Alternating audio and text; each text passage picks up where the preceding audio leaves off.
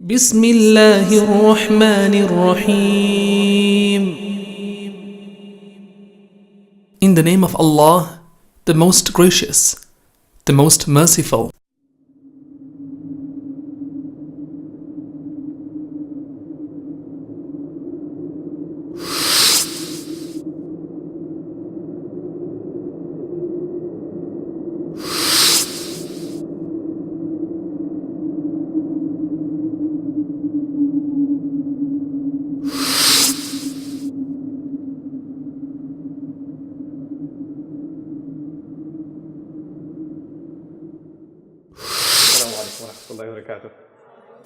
الحمد لله رب العالمين والصلاة والسلام على أشرف الأنبياء والمرسلين وعلى آله وصحبه ومن استنى بسنته إلى يوم الدين. اللهم اجعلنا منهم ومن الذين آمنوا وعملوا الصالحات وتواصوا بالحق وتواصوا بالصبر آمين يا رب العالمين.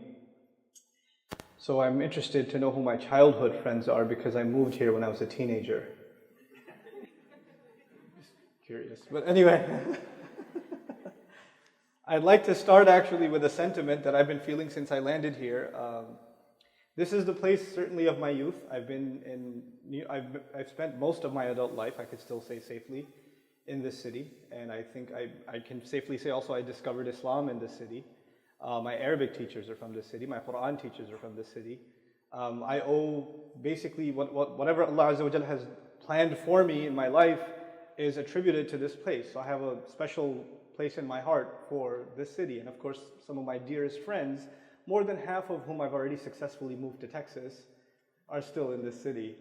Some of them are still left. I'm here back for them, not for you, actually. I'm just going to move all of them back. But anyway, when I do come back, especially when I hang out in Queens, I'm reminded of some poetry in the Arabic language. The poet says, يَا مَنْ يَعِزُّ عَلَيْنَا أَن نُفَارِقَهُمْ وَجْدَانُنَا كُلَّ شَيْءٍ بَعْدَكُمْ عَدَمُ.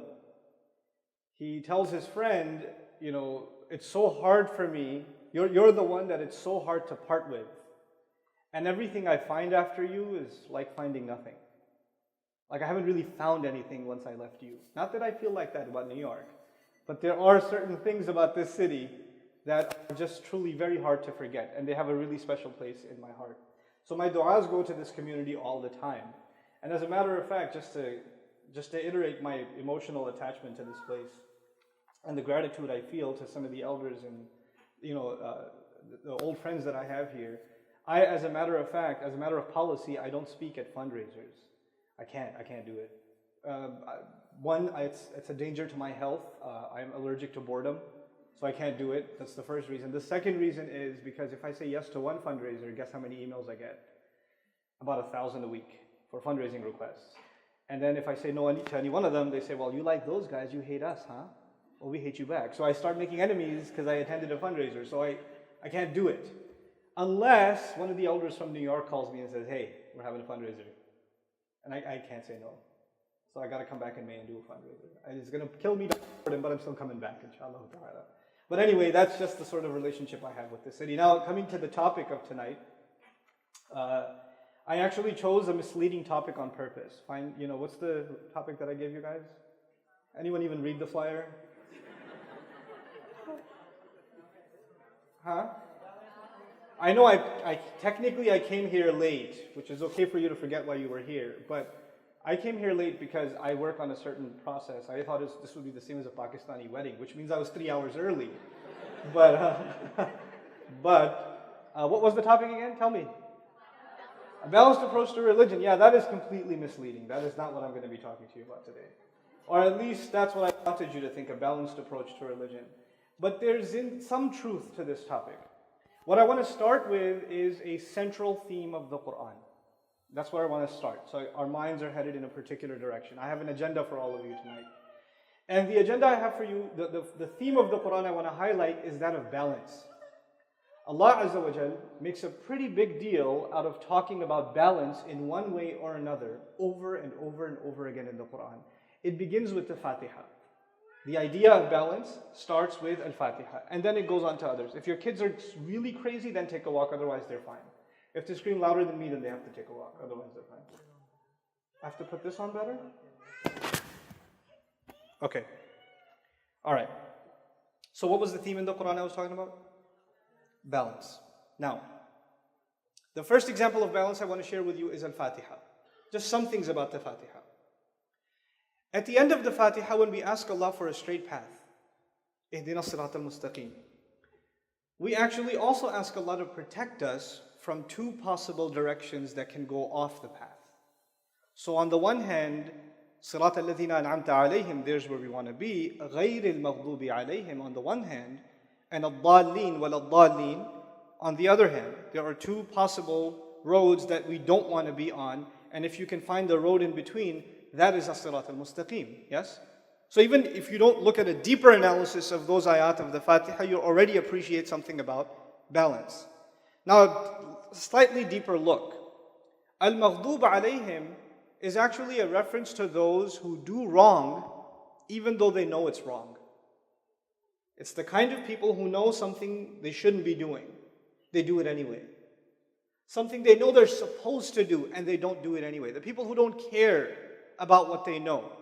In other words, what they want to do, what they feel like doing, what the urge says they should do, overrides anything that they know of to be right or wrong. So a young man gets angry at his parents and decides to just explode on them, just yell at them at the top of his lungs. And even if at the time he's reminded, وَلَا تَقُلْ لَهُمَا أُفٍّ وَلَا تَنْهَرْهُمَا, as the, mashallah, the young Qari recited, don't you say even uff to them, which means don't you even look frustrated towards them. Don't even have that look. At the time he's reminded, he goes, I know, but this is a special time. You don't know what they said to me. You don't know what my dad just did. And he justifies it. This is the kind of thing al-Maghdub alayhim do. They know something is wrong, but when the time comes to live by it, they say, I know, but not right now. Well, actually, that was given to you for this occasion, not for another occasion when it doesn't apply. You understand? That's al-Maghdub alayhim. On the other side is al-Dallin. Al-Dallin are people who do the wrong thing, sure. But it's not because they knew it and did it anyway. Actually, most of the time, Al-Dallin, the ones that are lost, do the wrong thing because they don't know any better. They just don't know any better. So is it possible that somebody makes a mistake or does something wrong because they just didn't know it was wrong? Sure. Somebody can actually even practice an entire religion or live an entire lifestyle, never realizing that this is the wrong way to live. Somebody can believe even within the Muslim community, somebody can believe something about this religion, about Islam, and live by it for a long time only to realize much later on in life that it has nothing to do with the religion. They were being manipulated. They were lost. And if you would think that, the one who's lost, it's not their fault. But actually, because in the Fatiha we ask Allah not to be from them, we don't want to be from the people that are lost, it is as though we're asking Allah, what did I do again? What did I do? Oh, just the water? Okay, sorry. I thought you were mad at me about the last thing I did to you. Okay. So, they figure, because we don't know any better, we're not responsible, but because we ask Allah to not be of those people, it is as though we're asking Allah, Ya Allah, make sure that we are of the people who do in fact know. Because people who know can't get lost. Just like when you know directions, you can't get lost. Just like when you know where to go, it's impossible for you to get lost. So by asking Allah not to be from those who are lost, it's like we're asking Allah to be of the educated ummah. It is like that. So now to summarize this brief idea of balance, on the one hand you have people who know and do the wrong thing. On the other hand, you have people who don't know and therefore do the wrong thing, right? I'll summarize it one more time. There are people who have knowledge but no good action. Knowledge, but what did I say? I need you to repeat so you stay awake. It's hot in here. Knowledge but no good action. On the other hand, you have people of no knowledge and therefore no good action. You see that? Or they're acting out of good, they think it's a good thing they're doing. They're acting without knowledge. The balanced path is in between these two, isn't it? What is that balanced path? You have to have knowledge, and then you have to act according to that knowledge. Like you learn something in order to transform yourself. The knowledge of Islam is something that's supposed to transform you. If it's not making a change in you personally, then you're not really learning Islam. I'm not really learning Islam. Every ayah that we learn, every hadith that we learn, every little bit of Islam that we learn is supposed to cause some kind of change. It's meant to cause a kind of change. It's supposed to put us to motion in some way or another. Okay? So that's the first example of balance I wanted to share with you. The second is actually one of the most difficult areas of discussing this topic. In my opinion, it's very abstract, but I hope I can do a good job of explaining it to you, inshallah ta'ala. And that is when Allah actually in Surah Al-Rahman talked about the sky. He said, وَالسَّمَاءَ رَفَعَهَا وَوَضَعَ الْمِيزَانَ. The sky, in fact, He elevated it. And He put a scale in it. Now, before I go further, you need to appreciate something about that ayah itself. You see, in Arabic, you can say, رَفَعَ السَّمَاءَ وَوَضَعَ الْمِيزَانَ. He elevated, He raised the sky, and He put a balance in it. But He said, وَالسَّمَاءَ رَفَعَهَا وَوَضَعَ الْمِيزَانَ. This is unusual language, which is almost impossible to communicate in translation. The grammatical concept involved here is called al-mashghulu anhu. And I know most of you don't know what that means. That's why I'm here. I'm here to make that simple, inshallah. Basically, the idea is when you do something that is extraordinary. Like you know, a child who's really lousy at homework. One time he does this homework and it's so neat. It's like the accomplishment of his or her life. If you have children, you know sometimes when they do math homework, they like to write their numbers on top of each other.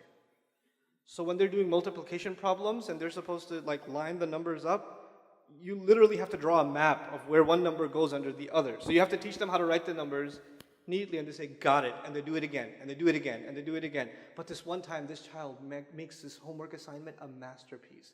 The numbers are separated. They're so beautifully, and the number that got carried over is in the right place. And he didn't draw an entire solar system around the number that got carried. It's so beautiful. And he says, this homework, I did it. He doesn't just say, I did this homework. He kind of mentions his homework first. It's right here. And then he says, I did it. The word it goes back to the homework, doesn't it? It's like he talked about the homework, or she talked about the homework twice. Right? About the same thing twice. This is done when you want someone's attention on what you've done. You don't normally talk like that. Oh, that flyer? I made that. Oh, that event? RMSA put that together. You see, you said that event, and then put it together. You mentioned it twice. That is when not only are you proud of what you've done, you want somebody's real attention on this accomplishment. You mentioned it twice. You get it? Now Allah normally doesn't do this in the Quran. Normally you don't find al-mashghulu anhu. Allah created the mountains. He didn't say the mountains, I made them. He doesn't do that.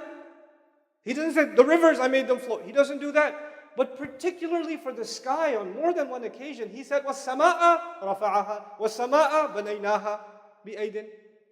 On multiple occasions, this rare concept of Arabic is used to illustrate the power, the majesty, and the focus Allah wants to have us develop onto the sky.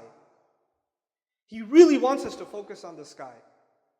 So I moved from New York to Texas, and the Chinese, when they used to work on the railroad in Texas, they used to say the sky is bigger in Texas. The reason they said that is they don't have any buildings out there. Right? You can see 10, 15 miles out. 10, 15 miles out for you is another country called the Bronx. That's, for you it's a different country. But in Texas, 10, 15 miles, right there. I'll see it right there. In 15 minutes you can get from your house to the next block in New York City in a car. In 15 minutes you could be pretty much in Mexico or something.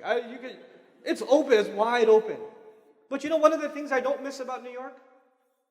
I never looked at the sky. I just never looked at the sky. You're waiting on a bus, everybody's head's hanging low. You get into the subway, everybody's trying to avoid eye contact. You get into the city, you wouldn't want to look up because you bump into something, so you just everybody's just looking down here. Nobody has time to look at the sky. It's up there all the time, but we never look at it. And of course, this is a fast-paced city, so we don't have the time. We think people that sit around, in a park and they're just staring at the sky have some kind of psychotic disorder. So we make sure we sit as far as possible from them in our lunch break or whatever. So people that do spend time to just appreciate the sky must be weird. They can't be normal, you see. This is one thing I don't miss about this city. Is one of the appreciation of nature that you're supposed to have normally as a normal part of your life. And some things that Allah really wants you to pay attention to. Really, really wants your attention on. It's missing. It's just gone. It's taken from us. Those of you that drive, next time you get stuck in traffic, just take a couple of seconds to just kind of appreciate the sunset. Appreciate ash-shafaq, what Allah swears by. فَلَا أُقْسِمُ بِالشَّفَقِ. That act, just appreciating the beauty of the sky, is actually fulfilling a request of the Quran. Think of it like that. You just did something Allah wanted you to do. Just as simple as staring at the sky. But now coming back to what did Allah mention? وَالسَّمَاءَ رَفَعَهَا. The sky, He elevated it. Now how much higher is the sky from us? Infinitely higher. Isn't it? We don't know the end of it. We can't put a number on how high above us the sky is. It's an abstract almost to us. And this ayah came in the context of how Allah honored the human being. And Allah first mentioned how He created the human being and He taught him how to speak. And then He says, by the way, I've honored other creations too. Just like I have raised your level, I have raised other things too, like the sky. So when you think about how much Allah has honored you, one of the things that will make you appreciate how much Allah has honored you, how high He made your status, think of the fact that He mentioned the height of the sky after you, not before you. He mentioned that after you. وَالسَّمَاءَ رَفَعَهَا. Now we're reflecting on the sky and Allah tells us, what should we think about the sky?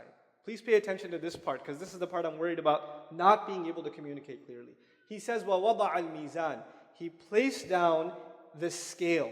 Al-mizan and ism ala in the Arabic language comes from the word wazn. Waw, za and noon, or zay and noon. Urdu speakers know wazn. Wazn to hame bhi pata hai, That one, same word. Wazn means, typically it means weight. Weight. But actually, the word wazn in the Arabic language is a device or a means, a mi'yar, by which you determine the value or the weight of something. Al-wazn itself is putting a weight to something. And Allah says, Allah balanced the sky, and that's why mizan is called a balance, because in the ancient times, the two sides of a balance, you put a standard weight on this side, and then you weigh something, rice, potatoes, whatever it is on the other side. When it balances out, it is this piece of metal that is at a standard weight that determines the value of the food or the item you put on the other side, isn't it? That's why it's called a mizan, because things are being weighed. Now Allah says He designed the entire universe, and He put a scale of balance in it. And He put things in proportionate weight in it. Now let's talk about this for a moment, even though I'm not a science person in scientific terms.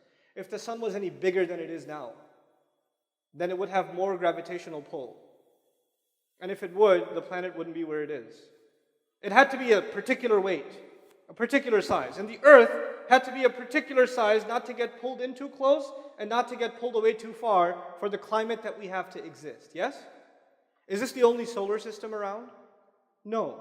Every solar system, every galaxy, every planet, every moon, every orbit is there in place because of a particular weight and a particular value to every planet. And that weight came as a result of every single atom that is on that planet. That's where we got the weight of this planet of ours from. And Allah says He did that. He put that in place. So if it's even a little bit off, it'll fall apart. Now, just to make you appreciate what Allah is doing when He's balancing the universe. And the universe is too big to think about, so let's just think about the earth. The fact that He's balancing between the earth and the sun and the moon. You take a toothpick and you try to balance something on it. Easy or hard? It's hard. It's hard. And like my kids and I, sometimes we play Jenga blocks. You ever play Jenga blocks? Okay, you try to build Jenga blocks, the taller they get, easier to balance or harder to balance? It gets harder to balance. The more elaborate you build something, the more intricate the balance becomes. You can't do it anymore. Smaller things easier to balance, bigger things harder to balance. Now appreciate what Allah has done when He made balance between the sky and the earth. وَوَضَعَ الْمِيزَانِ.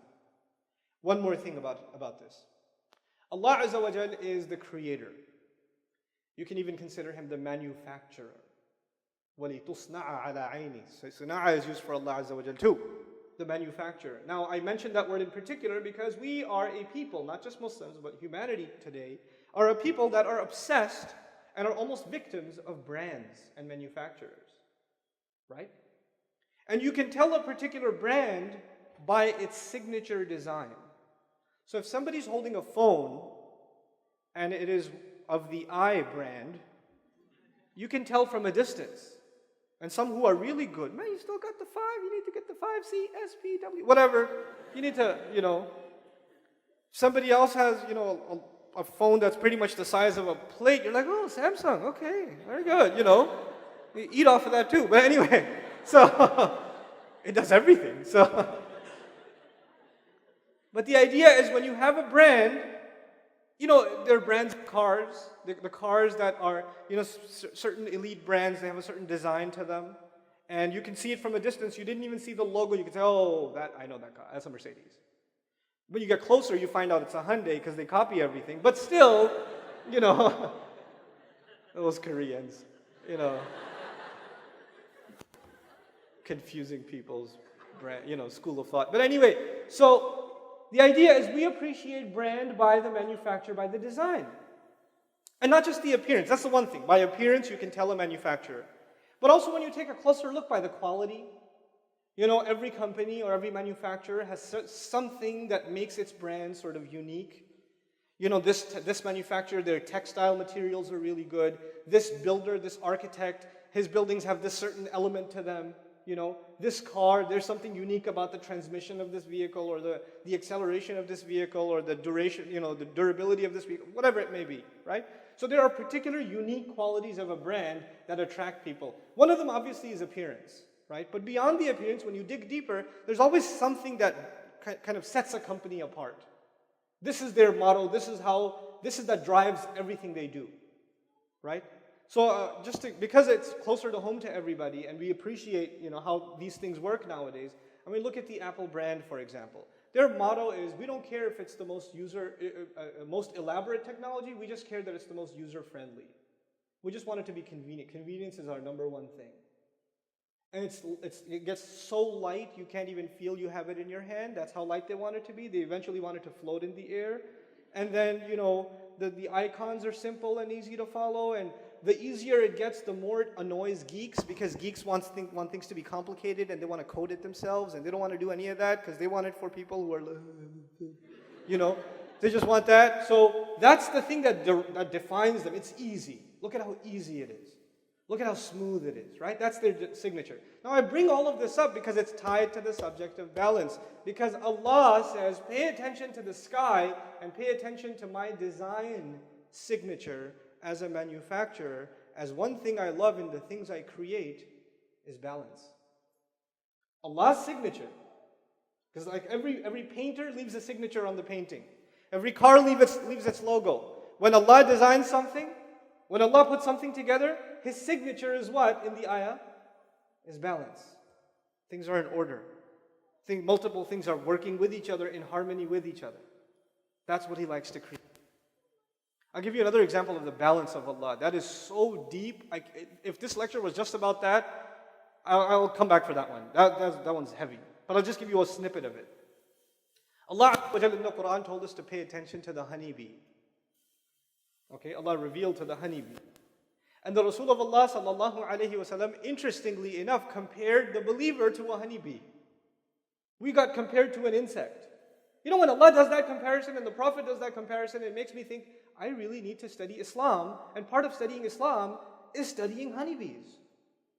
When I studied that ayah, I must have watched 4 or 5 documentaries on honeybees.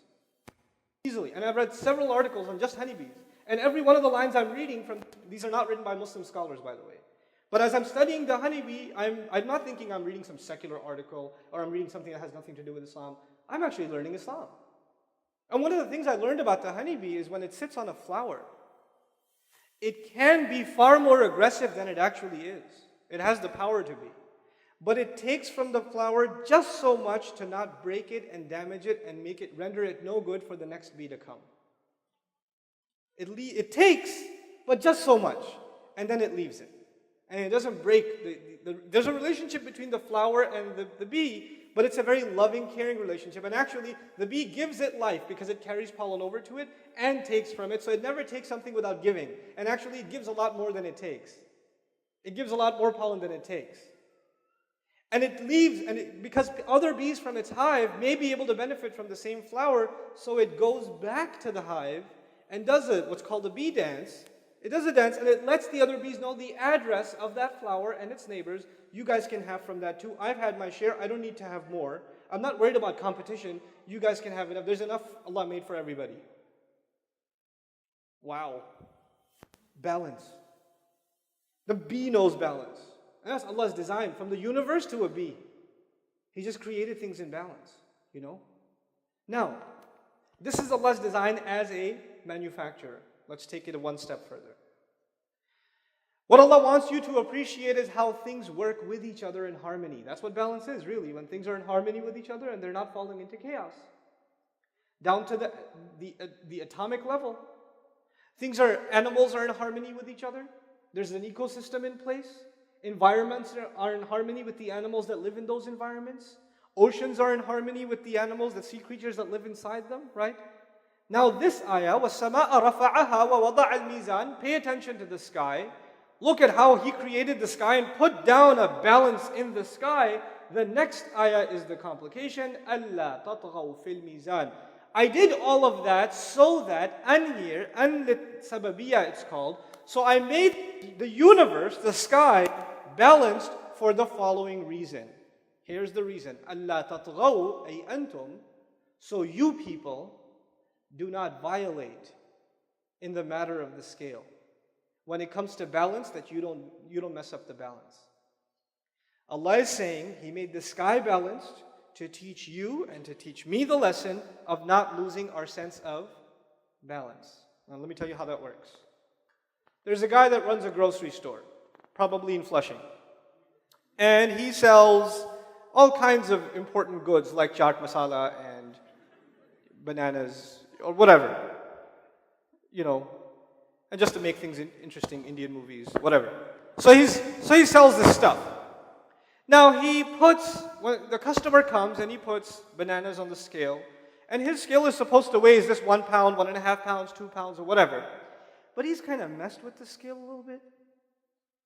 So even if the customer puts like 3/4 of a pound, it still shows 1 pound. Right? It still shows 1 pound, which means he can make, 50 cents extra, $1 extra every time.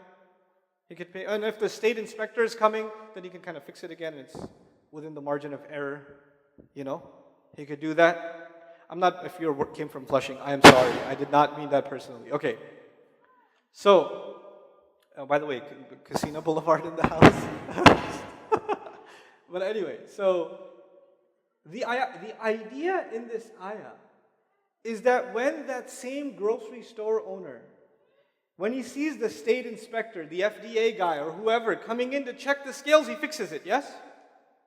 But the idea of this ayah is so long as that grocery store owner has access to be able to see the sky, just the sky, that should be enough for him to set his act together. He looks up, sky is still in order. Oh my God, I better get my act together. The sky is a constant reminder to live a balanced life. The Quran changes the way the Muslim thinks. We're not a people of text only. Our text makes us profound thinkers about reality around us. We're supposed to see things in the reality around us that nobody else sees. Nobody else looks at the sky except say things like, "Oh, those are pretty clouds. That looks like a teddy bear." But we see, I haven't called my mom in 3 days. I've been way too angry. I need to tone it down. You kind of explore your own balance because the sky's balance is there. And by the way, the irony of this creation that Allah made, Allah tatghaw fil mizan. I created the sky in balance so you don't violate the balance. The irony of it is that today, as we have it, the sky is in balance. But then a day is coming when the sky will be torn apart and it will lose its balance. It's going to be torn open. And when that day comes, then another scale will be established. Your scale and my scale. The mizan will be established. وَنَضَعُ الْمِيزَانَ الْقِسْطِ لِيَوْمِ الْقِيَامَةِ. We're going to establish the scale that is absolute justice on Judgment Day. In other words, right now, so long as that balance is there, you still got a chance to fix yourself. And the moment that goes away, your turn. How balanced were you? And then all of our debit and credit will be accounted for. The entire audit will take place. That is the reminder of the sky. That's what the sky is supposed to be. A balanced approach to religion. This is the first thing I wanted to share with you in this talk. And I want to tie this theme finally of how Allah Himself, subhanahu wa ta'ala, makes us think about this ourselves in the same way that in the same breath that He makes us think about the sky. He says, فَسَوَّاهُنَّ سَبْعَ سَمَاوَاتٍ سَوَّاهُنَّ سَبْعَ سَمَاوَاتٍ. He balanced them, evened them out into 7 skies. Only Allah knows what 7 skies means, but we know that He balanced them. Sawwahunna. Sawwa, to make something even. Okay? And taswi also means to make something equal. Okay. About the human being, He says, الَّذِي خَلَقَكَ فَسَوَّاكَ فَعَدَلَكَ. He's the one who created you, and He's the one who put balance in you. He balanced you. Now when Allah says He balanced me, He's talking about the physical balance for sure. But He didn't just say, sawaka jasadan, sawaka badanan, sawaka jisman. He physically balanced you so that your 2 feet, you stand up and you're balanced. You can uphold yourself. You can hold your neck. You know, a baby's neck goes everywhere. But as the child grows, they can hold themselves up high. They learn to balance themselves on their 2 feet and they don't walk like a gorilla anymore. They can stand up. This is a kind of balance. But Allah didn't limit the conversation to physical balance. When Allah doesn't limit something, we don't have the right to limit it. It's called at-tawassu' fil ma'na, expanding the meaning. So Allah balanced us in every possible way. Every possible situation you're going to come across in life, there is something Allah put inside you that can help you attain balance. That's what He put in you. وَعَدَلَكَ. Then He evened you out. Even He went further than the sky. Sawwahunna, that's it for the sky. But sawwaka fa'adalak also, on top of that. So He did something special for you He hasn't done for any other creation. I felt this conversation was necessary for the following, multiple reasons. The first reason I wanted to bring up this conversation is because the world itself is losing balance. We don't have, pretty much everything that used to be in place and was balanced and nobody questioned it is all falling apart. From the simplest things to the way we eat food, we don't have balanced nutrition anymore. Our nutritions are overwhelmingly, poisonous to us. There was a survey done in the United States of nutrition. 85% of what you find in a grocery store is saturated with fat and fat and sugar, artificially, which means you and I are not. You say I'm going to go healthy. I'm going to go buy bread. Just look on the side of the ingredients, even for your bread. Fructose, corn syrup, this much sugar, this much preservative. Oh my God! I thought I was eating bread. We're losing balance in even our nutrition. And by the way, what we eat affects us even spiritually. It has an impact on us. This is from the advice of the Rasul sallallahu alaihi wasallam. In any case, we don't have balance in that. We don't have the balance between work and family. We no longer have that balance. People that are really successful in their career have really terrible family lives. And they say, well, I had to make some sacrifices. People have had to work to earn a living throughout history. Nobody had a free ride. Nobody had a free ride 2,000 years ago. Nobody had a free ride 5,000 years ago. Nobody has a free ride today. Everybody has to work. We're not in any different position than before. But people were able to maintain a balance between work and family. And then between work and family and the self. Just having time for yourself. People used to be able to do that. Now people are really successful career-wise, but they don't even have time for themselves. They're only working and they're miserable. And when people are miserable, they're really good at making other people miserable around them. We have no balance in life. People say, I want to study. Young students, men and women, I want to study, but I also want to get married. But you know what? I'm going to finish med school, and then I'm going to finish law school, and then I'm going to think about getting married. And then you finish med school, and if you're Pakistani, you're past the expiration date. I'm sorry. And then you come to Ustadh Nouman, nobody proposes. Because I'm a doctor and I'm 28. Oh, 28? That's like haram in Pakistan. That's on the one side. Even career-wise, we pushed a certain idea. Why can't you get married while you're in school? Why not? Especially if you've taken the long road to school, this needs part of your plan. You need to balance between your career goals, your educational goals, your family goals. It's not one, you don't stop one part of your life and then do another, then stop that one part of your life and do another. We have this approach towards religion. Somebody says, I want to study deen, which means I must drop everything and study deen. Okay, I just want to study deen. What else are you going to do? Nothing, just study deen. Who's going to take care of your parents? Allah subhanahu wa ta'ala. We've created such an imbalance in our minds, all or nothing, overdose of everything. When you go into something, you really go into it. When you abandon something, you totally abandon it. Right? We're not able to juggle multiple things at the same time, or at least not in a successful way. And this is actually a loss of balance in our personal lives. And because most of humanity is so prone towards one kind of imbalance or another, we've taken this idea, this tendency that we have, and we've started looking at our religion in an imbalanced way. Human beings were created naturally balanced. When we lose that nature, then we lose the ability to look at things in a balanced way. And unfortunately, if you yourself or I myself are suffering from imbalance, and then we study our religion, then we're going to come up with imbalanced conclusions about our religion. We're not going to come up with the right conclusions. You have people, for example, in cultures where women are treated like garbage. They're treated, on Muslim cultures, I have to say it like it is, they are treated like garbage. And when these women get even a little bit of an education, and they find even a little bit of independence, they want nothing to do with this religion. You know why? Because them being treated like garbage was constantly justified through the lens of the religion. Ayat were quoted at them. Ahadith were quoted at them. And they were told, this is why you're nothing. This is why you can't get an education. This is why you just have to serve. Your position is this. There are Indo-Pak women that have lived in their kitchen for 50 years. You know how psychologically traumatic that is for a person? Why do you think they're horrible mother-in-laws? It's not their fault. Honestly, I know, you're like, no, my mother-in-law is her fault. It's her fault. And the mother-in-law sitting here is like, I knew it was my fault. Just record that part and give it to me. She loops it when the daughter-in-law comes over. It's not her fault. It's not her fault. It's not her fault. But you know what? Religion was quoted to them. I have students that want to come to me. They come to me and they study Deen. They study Arabic with me, and they study Islamic studies with Sheikh Abdul Nasir. They come to Texas from all over the United States. And when I teach them and they learn something, then they come to me, Ustadh. And these are sisters in hijab, and they've traveled to study, and they've memorized Quran. And Ustadh, there's this one hadith.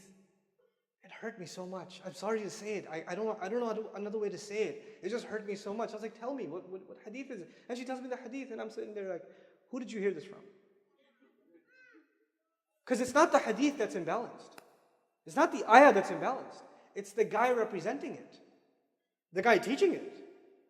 The person who doesn't have balance themselves is going to paint the entire religion in a corrupt way, meeting their own, or in light of their own personal psychological problems. And what that's done for an entire generation of Muslims is it scared them away from Islam. A balanced approach to religion, if you don't have it, you're going to see an exodus from the religion. You're going to see people running from the religion. You have, the hadith of, Umaymah radiallahu ta'ala anha. She comes and complains to the Prophet ﷺ. And actually, this is a famous hadith. I'll tell you one part of it. And I sat with Sheikh actually, he's the gem over here. You have Sheikh Abdullah Adhami, about this hadith. And he explained this to me. And I was in tears, like, you have to come to our campus and explain this to our students. And he said, he can't travel. So you're lucky, he can't even travel. He's here. You're just lucky. So anyway, I'm talking about this hadith, and this hadith is used to quote or to tell people that women should pray in the innermost part of their home. The most private part of your home, that's where you're supposed to pray. Okay? And this is hadith used to justify that women shouldn't come to the masjid. They should pray in the innermost part of their home. You study the entire hadith, first of all, there are other hadith also. Other hadith where women complain to the Prophet ﷺ, we come for Salatul Fajr. Where do they come? Al-Masjid al-Nabawi. We come to Salatul Fajr. But on our path, on our way, there is sewage. So it gets on our clothes. Can we stay home and pray? He said, no, the rest of the dirt on the way will wipe it off because you should still come. And that's Fajr for women that have to go through sewage to come to pray at the masjid. We don't quote that one. By the way, Umaymah's story, this woman who the Prophet told you should pray in the innermost part of your home, when she asked to pray at the masjid, when you learn the whole story, you learn lots of fun things. She was in a troubled marriage. Her husband was super jealous of her, like protective of her. He used to poke her while she prayed. Yep. And the Prophet called, because she came to the Prophet ﷺ in another narration, she came to him and said, he pokes me while I pray. And so he asked her, why do you do that? He goes, she stole my surahs. In other words, he led her in prayer. She heard his Quran. She memorized it. She started praying on her own. He's like, she's praying all by herself. I'm not leading her in prayer. And actually, he felt left out that she was praying on her own. So he used to poke her in salat. And then when he comes to the masjid to pray, he gets really angry because he's so obsessed with his wife. He can't spend 10 minutes without her. So the fact that she's in the masjid, it just drives him crazy. He just wants her with him all the time. So the Prophet ﷺ told her, look, you need to save your marriage first, basically. Your marriage is in shambles at this point. You need to spend more time at home. And currently, the better thing for you is not to come to the masjid. And by the way, in order that he doesn't poke you, find the innermost part of your home to pray, so that at least you can pray in peace, because he's driving you nuts. Now, if you don't know the background and you say women should pray in the innermost part of their home, and somebody who's got like a psychological disorder against women, and he gets married and he's yelling at his wife because she didn't pray in the closet, and he pulls out the hadith, he's got the daleel, he's got the evidence, but there's no balance. This is not balance. You see? It's funny, but it's also really, really sad. People's lives are ruined in the name of deen. In the name of deen. This deen that came to remove sadness. This deen that came to provide human beings the opportunity to live a balanced life in everything that they do. We have so fragmented the idea of balance in our lives. I was on an interview with a student group in Pakistan. It was like a radio thing, like an online radio thing. And so there were live QA, and the student asked me in the QA session, he asked me, well, how am I supposed to practice my religion during exam season? I don't have time to practice Islam during exam season. I have to focus on my studies. And for a moment, I was so stunned by the question, I didn't know what to say. I was just completely baffled. I did not know what to say. And here's why I didn't know what to say. In this poor guy's mind, if you are doing something for religion, you have to stop everything else you're doing. You see? Serving religion to him means somehow you can't be studying for your exams. I was like, the fact that you're studying for your exams, and you're not cheating like every fourth guy in your classroom, and you're not paying off the teacher to give you a higher grade, and the fact that you're doing due diligence to the money your parents worked hard to pay for your schooling for, you are observing your religion. And how long does it take you to take some time out and make salat? I don't have time. You take cigarette breaks. I know, you're in Karachi, I know.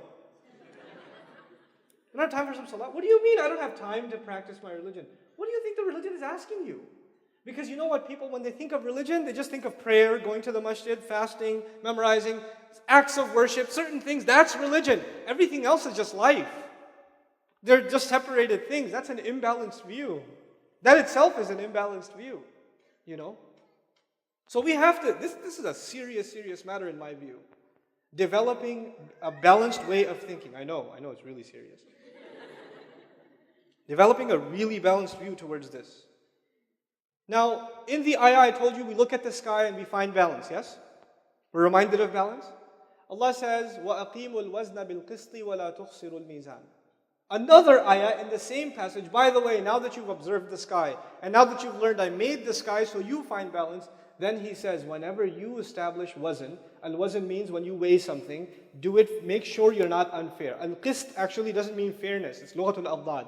Al-qist in Arabic means to make sure that you're not biased, that you're not unfair. That's what al-qist means. Allah says, when you're going to weigh between things, make sure you don't become unfair. We have to stop here and figure out what that means for us personally. Not every one of us is a grocery store owner, so we don't have a weighing machine at home. So we say, well, this ayah is about, weigh with balance. No, but al-wazn also has majaz in it. It's figurative language also.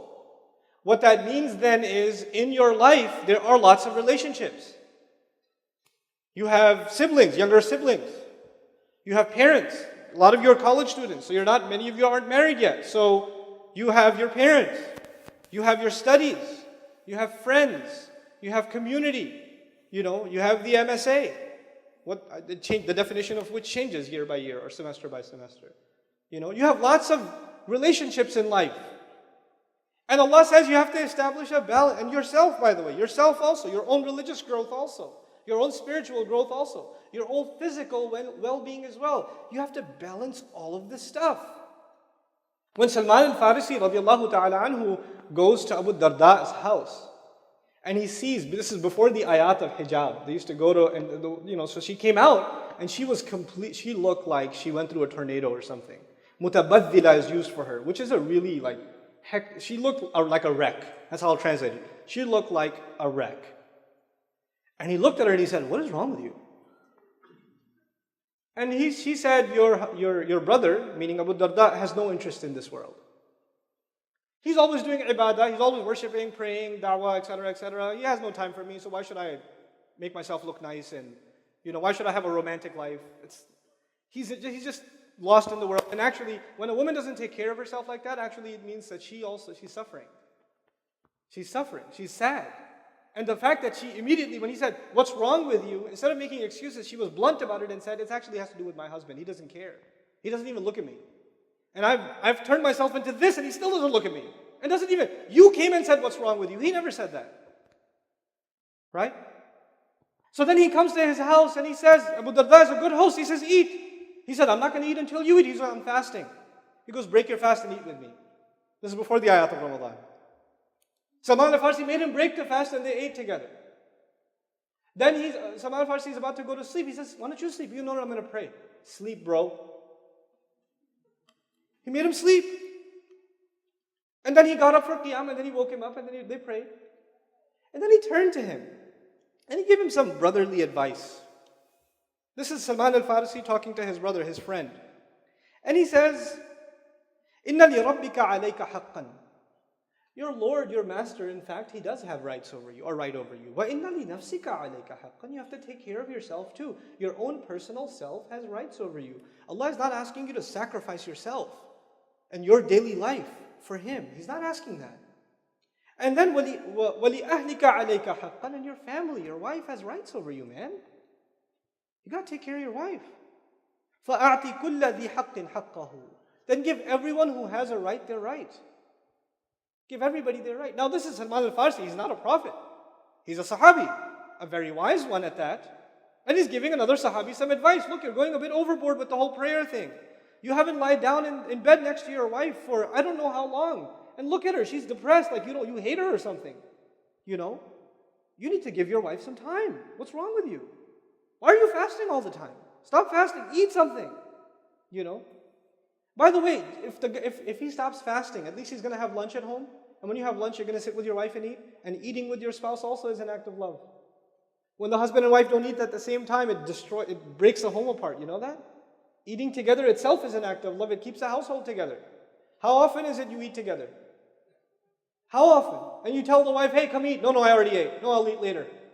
Or the wife is eating and she says to the husband, "No, hold on. The Kobe report's on. Hold on, I'll eat." Which is also imbalanced because you shouldn't eat that late. We don't eat together. The advice is really profound. So Abu Darda, because he wants to take this advice, but he needs to know if this is legit. He goes to Rasulullah ﷺ and he says, "Sadaqa Sulaiman." Sulaiman's right. Salman's right. Salman al-Farsi is right. You should do that. The Prophet ﷺ validated all of the things in the order that Salman radiallahu said. Why? Because we got to balance this stuff. We don't go into one thing and forget about everything else. This is the core issue of imbalance. I want to get to a couple of ayat inshallah ta'ala after I give you a break because I respect the attention span. I'm only going to have 2 sessions with you bi'idhnillah. One before and after the break, and I'm almost there to the point where I can give you a break inshallah. You guys doing okay so far? Okay, good. Alhamdulillah. There's other balance. Balance in belief. So hard. I recently, just actually on the flight here, I checked my email. And I received an email from a Jordanian man who was Christian, born and raised Christian, Arab Christian, moved to England to do higher studies, and found his faith, meaning Christianity, later on in life, started going to the church regularly, married a British woman, lived a very spiritual life, actually volunteered at the church, studied the Bible with the minister, and he was actually very engaged in biblical studies for a long time. And he started developing certain questions later on in life about surrounding the birth of Isa alayhi salam, the virgin birth. He developed certain questions. And he asked his minister to answer those questions, and the answers that he gave actually made him lose faith even more. So he started getting distance from religion because of the answers he got to his questions. And later on, he actually he was looking for the answers to those questions, but he was looking for those answers in Arabic. He was doing the search on Maryam salamun alayha in Arabic. And if you do Google searches on Maryam, you're going to find Christian sources, but you're definitely going to run into what? Muslim sources, Islamic sources. And in his email he said, وَقَدْ عَرَفْتَ أَنَّ الْمَسِيحِيَّةَ مِلْيُونَ دَرَجَةٍ أَحْسَنْ مِنَ الْإِسْلَامِ I knew that Christianity is 1,000,000 times better than Islam, but I read it anyway. I read the Quran anyway. And all of my questions were answered in such a balanced way in that one place. All the questions that were raised for me in the Bible, all of them were resolved in one passage about Mary, in one place. And I took that to my minister, and he got really mad at me. Then my wife threatened to divorce me just because I quoted a passage from the Quran. Then on top of that, pretty much everybody left me. All my friends, everybody left me. And I haven't even accepted Islam.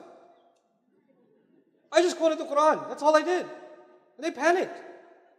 And then he's telling me what he's been studying over the last few years. He's been just studying the Quran.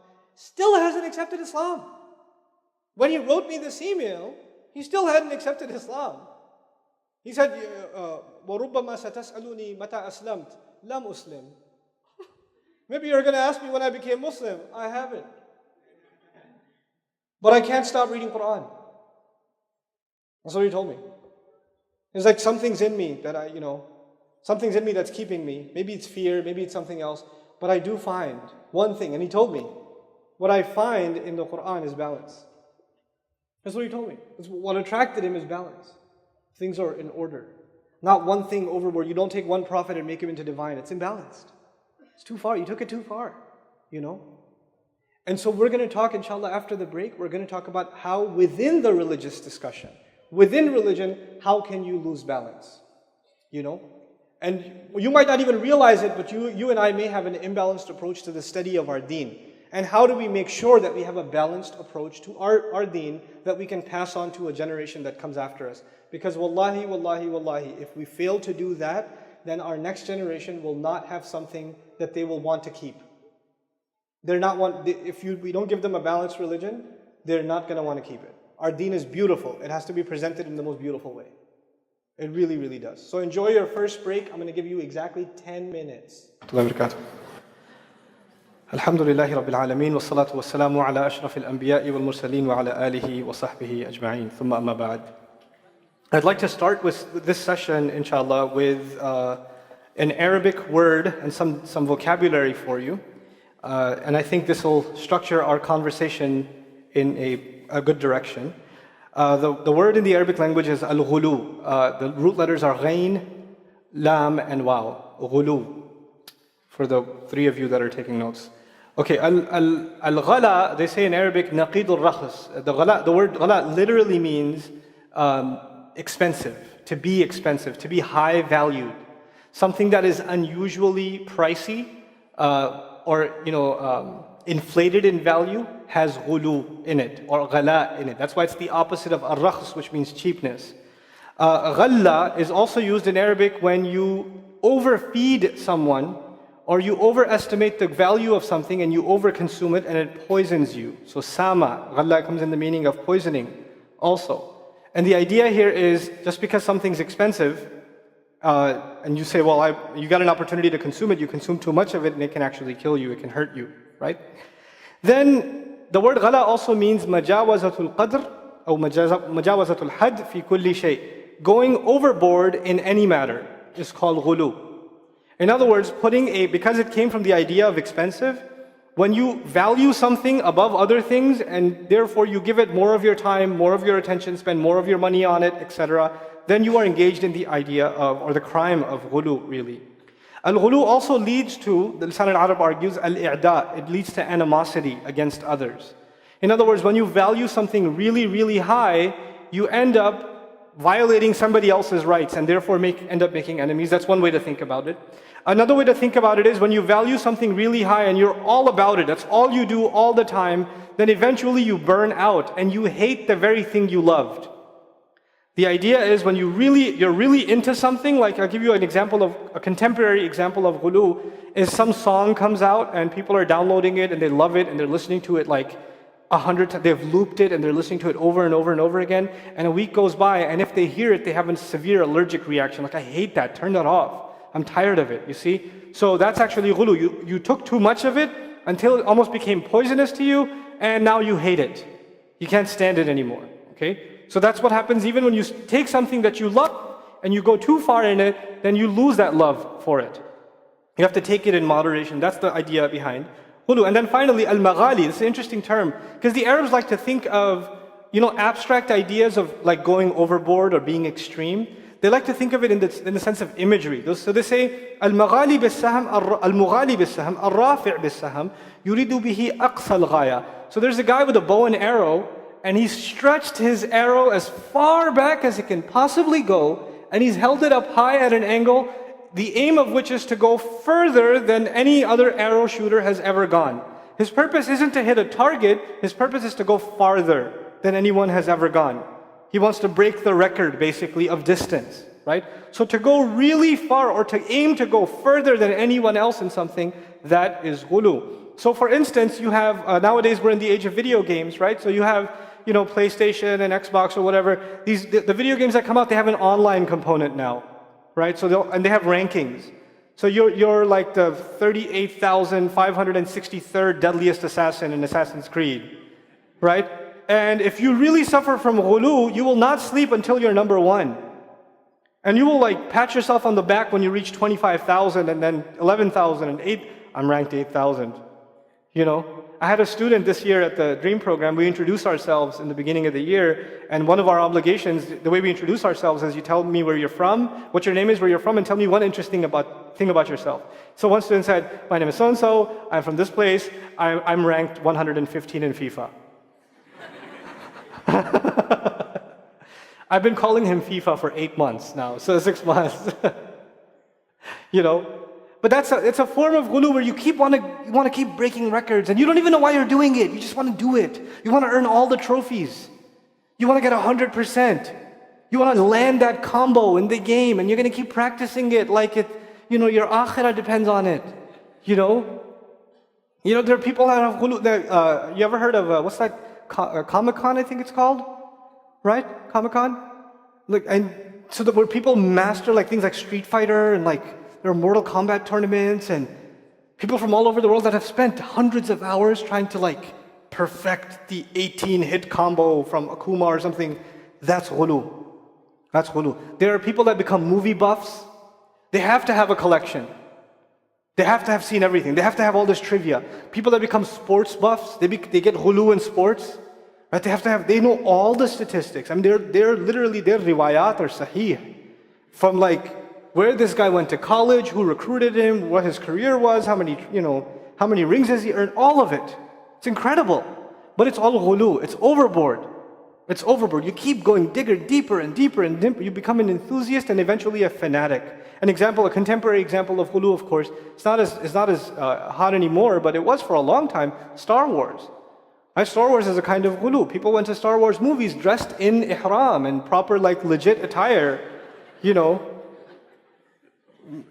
This is serious stuff. People take this stuff very, very seriously. When you get into something, you really get into something. A social media example of ghulu would be people that can't get off of their Facebook page, like that lady over there. Nobody. I just pointed randomly. The guy's like, which one?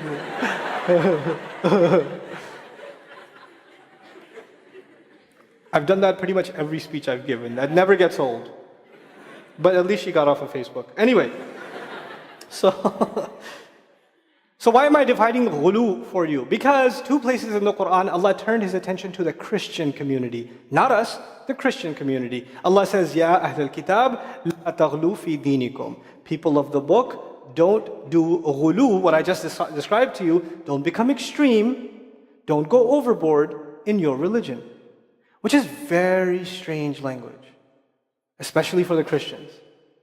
I've spoken to multiple denominations of Christians in my limited career, and have gained lots of insights from the study of the Bible recently. More recently, I've been studying the Bible in order to understand the Quran better, not to verify the Quran, but to appreciate the beauty and the perfection of the Quran by studying the Bible. I can't begin to tell you how profoundly it has changed my appreciation of the Quran. It really, really has. And even the study of Christian history has changed my appreciation of the Quran. It's a new dimension altogether. I'll give you a little taste just before, because I mentioned that tangent. I have to give you a little taste. Just a little something. Okay. So you guys have heard of the people of the cave? Did you know there are churches to this day around the ancient city of Ephesus? Churches to this day in parts of Jordan, in Turkey, in Greece even, that have, how churches have stained windows? They have stained windows with paintings of 7 people caved up, bound inside a cave, and a dog with them. Yep. And they have a day of the feast. They celebrate the saints that died inside for their faith. They were true Christians. And they sing a chant that a Greek minister wrote. And when they sing it, they believe that the saints' souls come back into the church and they pray for them. And there's actually a place where they believe in the ancient city of Ephesus. It's pretty funny. In Turkey, there's a big sign that says, 7 sleepers this way.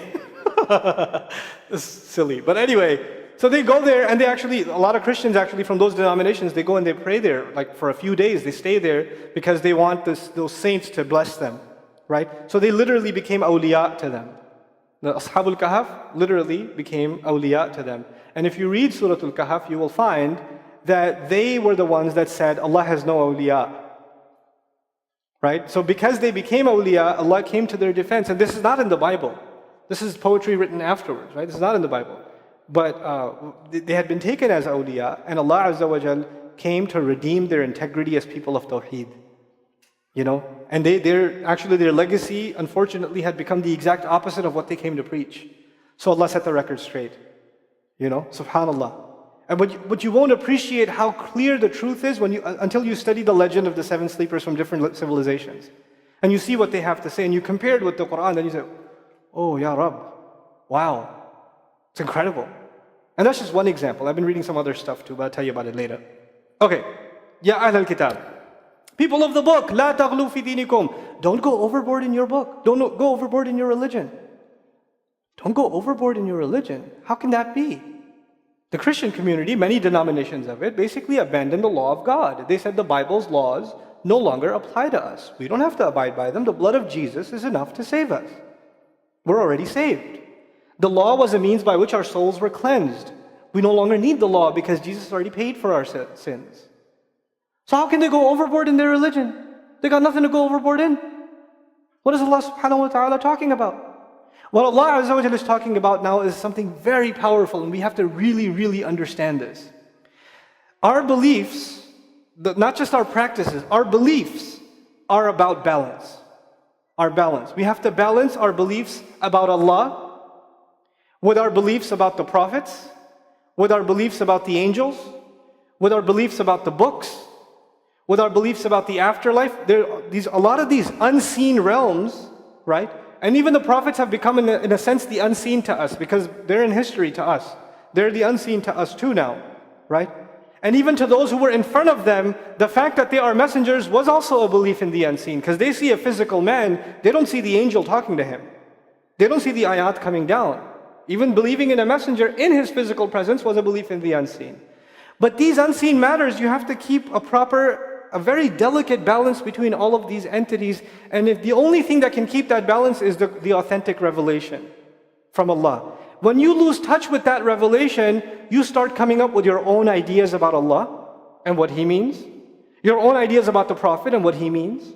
Your own ideas about revelation and what it might mean. And you decide to highlight some things, emphasize some things, and de-emphasize other things entirely on your own terms. And if you have the right to do so, then the next person following this religion has the right to do so. So you end up with an innumerable amount of variations in beliefs.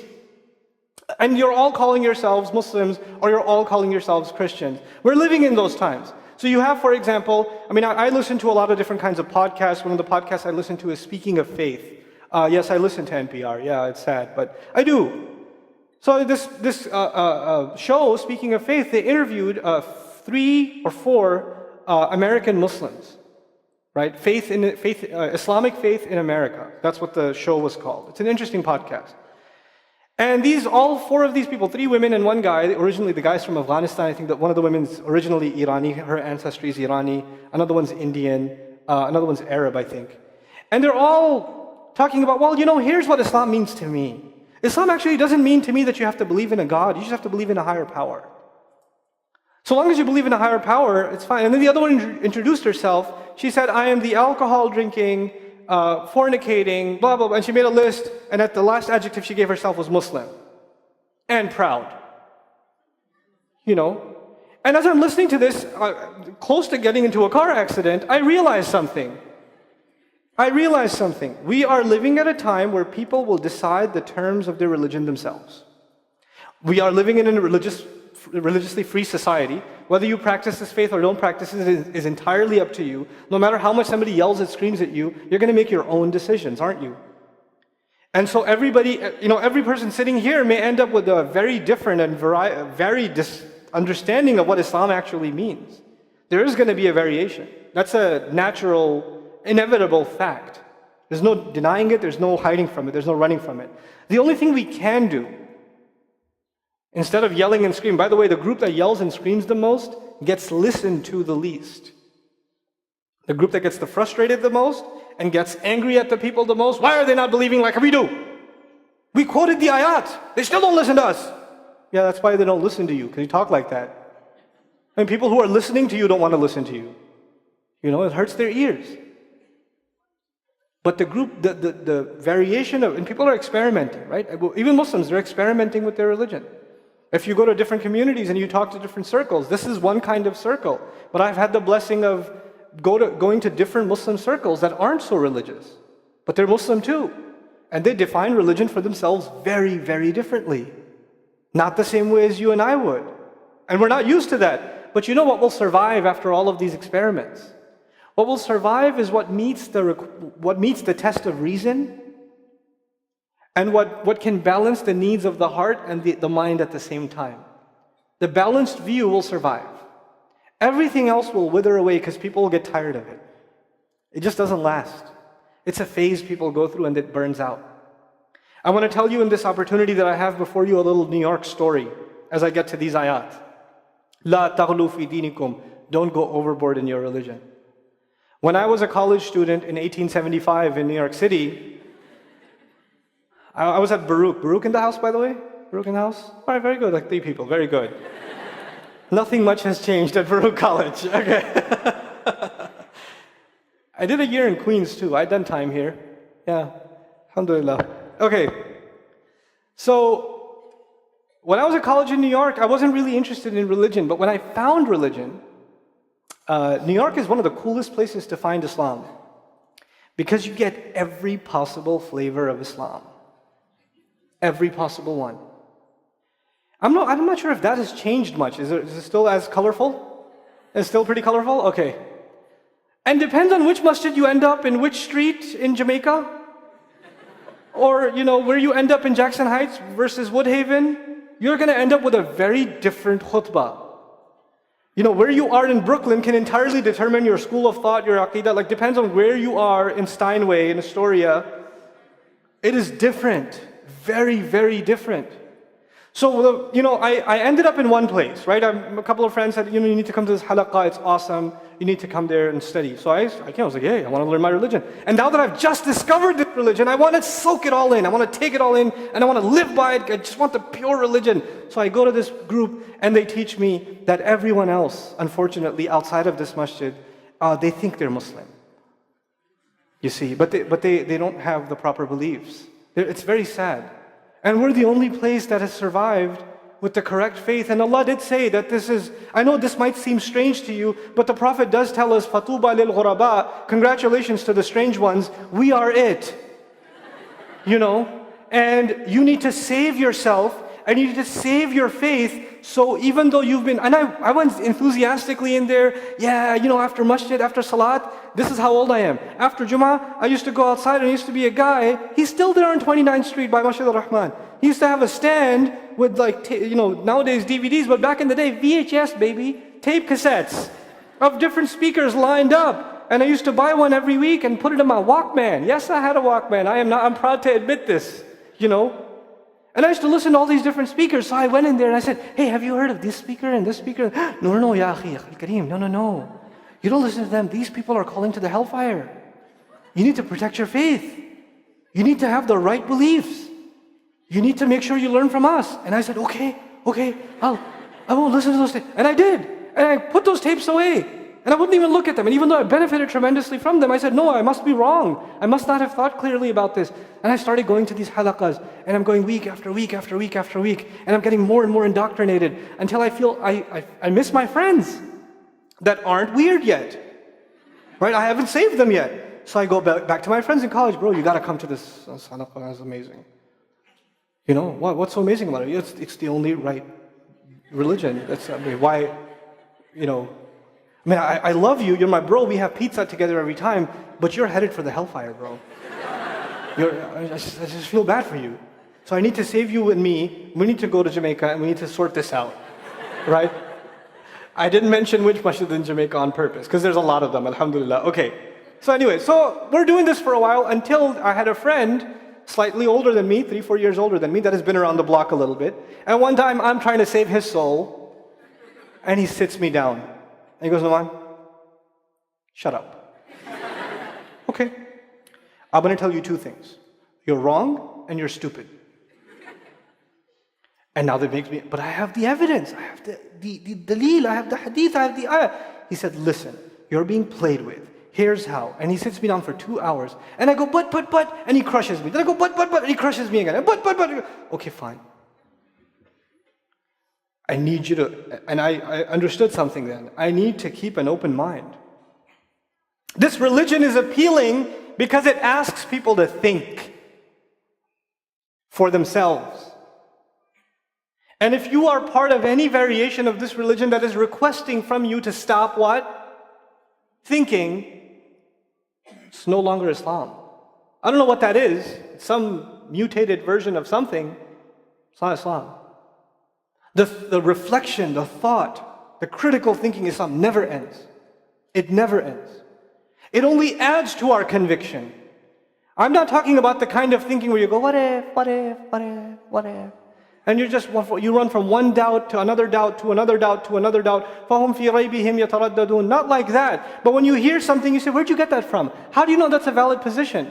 How do we authenticate that? What are the scholarly positions behind it? Let's look at this in more depth. I don't doubt my religion, but I'm starting to doubt the way you're looking at this hadith.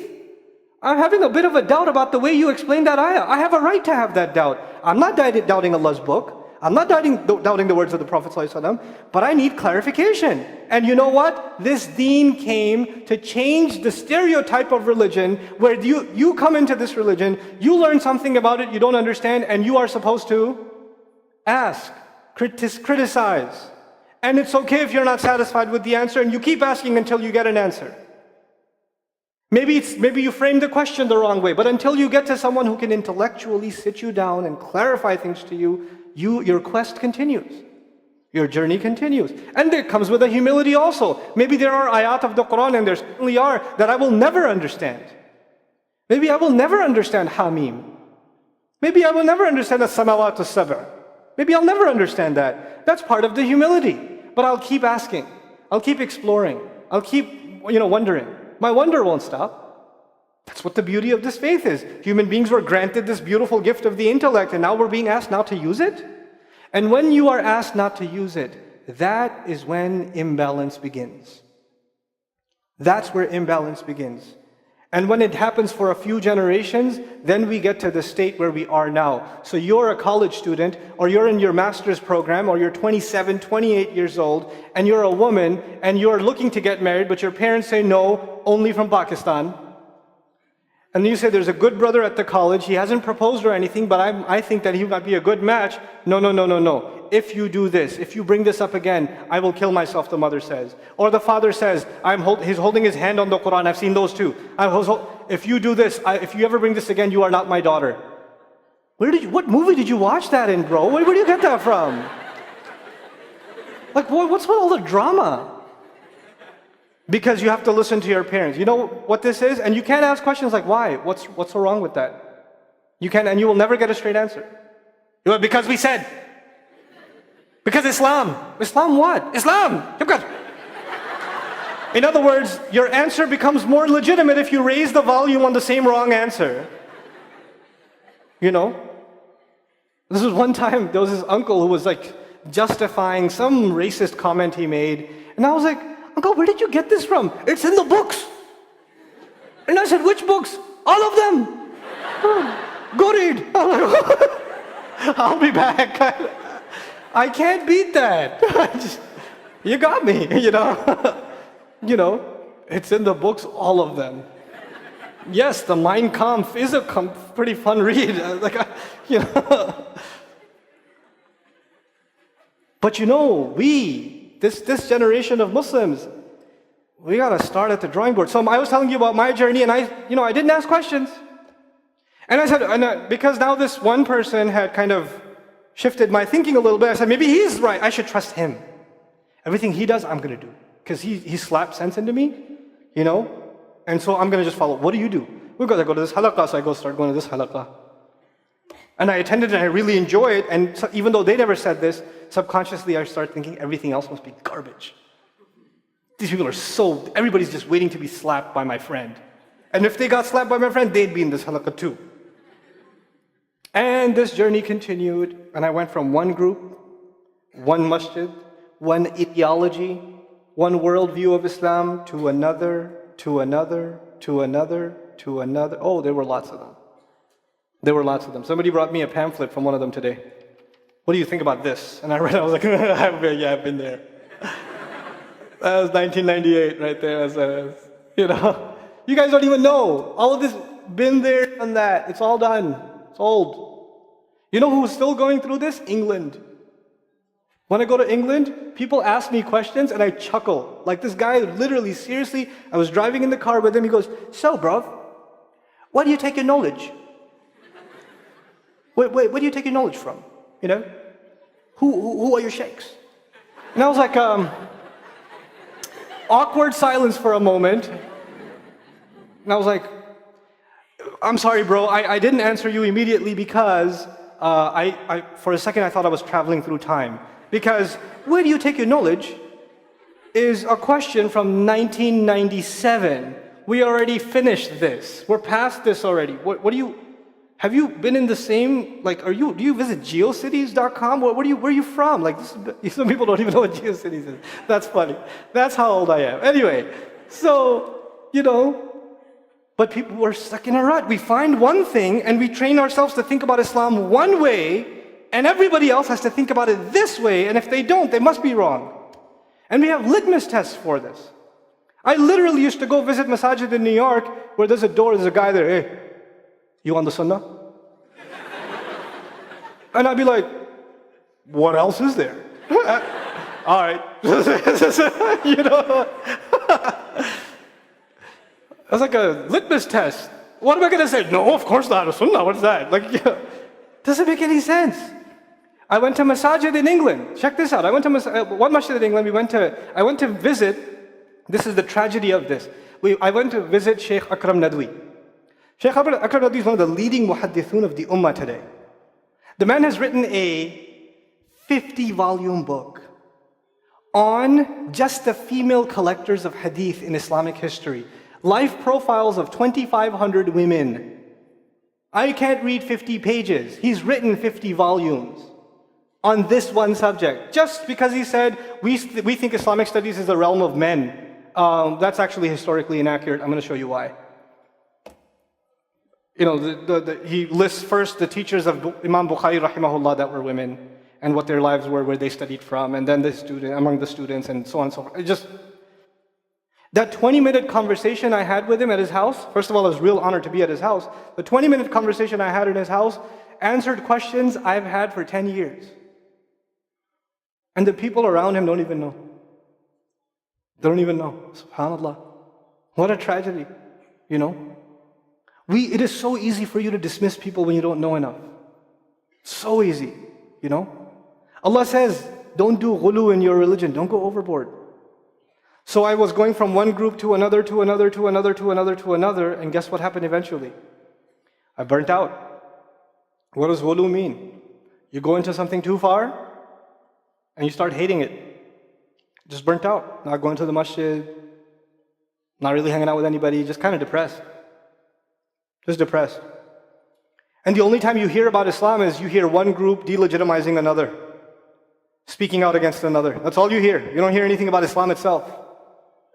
You just don't hear it. So I started thinking back about all these groups.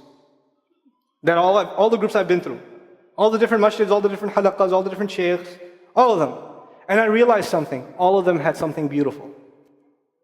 They had something very ugly, and they also had something very beautiful. Why should I let go of the beautiful parts? Why should I do that? Why can't I hold on to the good stuff and keep it?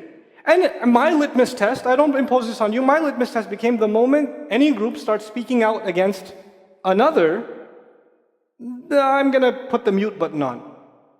I don't care about that stuff. I just need to learn something that will make me a better Muslim. That's all I care about.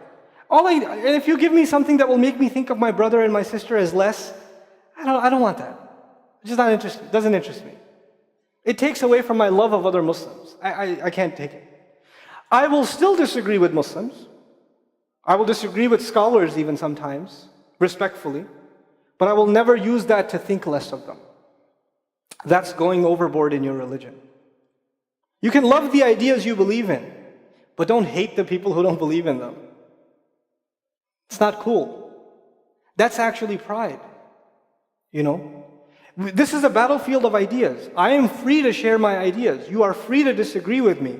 And after even the strongest disagreement, if we can openly talk in a space where none of us are threatened, none of us are raising our voices, you know, none of us are going crazy, we can just have a civil conversation. That's when this ummah moves forward. Where is the conversation? We've become a people that talk at each other. Everybody gives if somebody, you know what we do? Somebody, gives a speech, somebody gives a counter speech.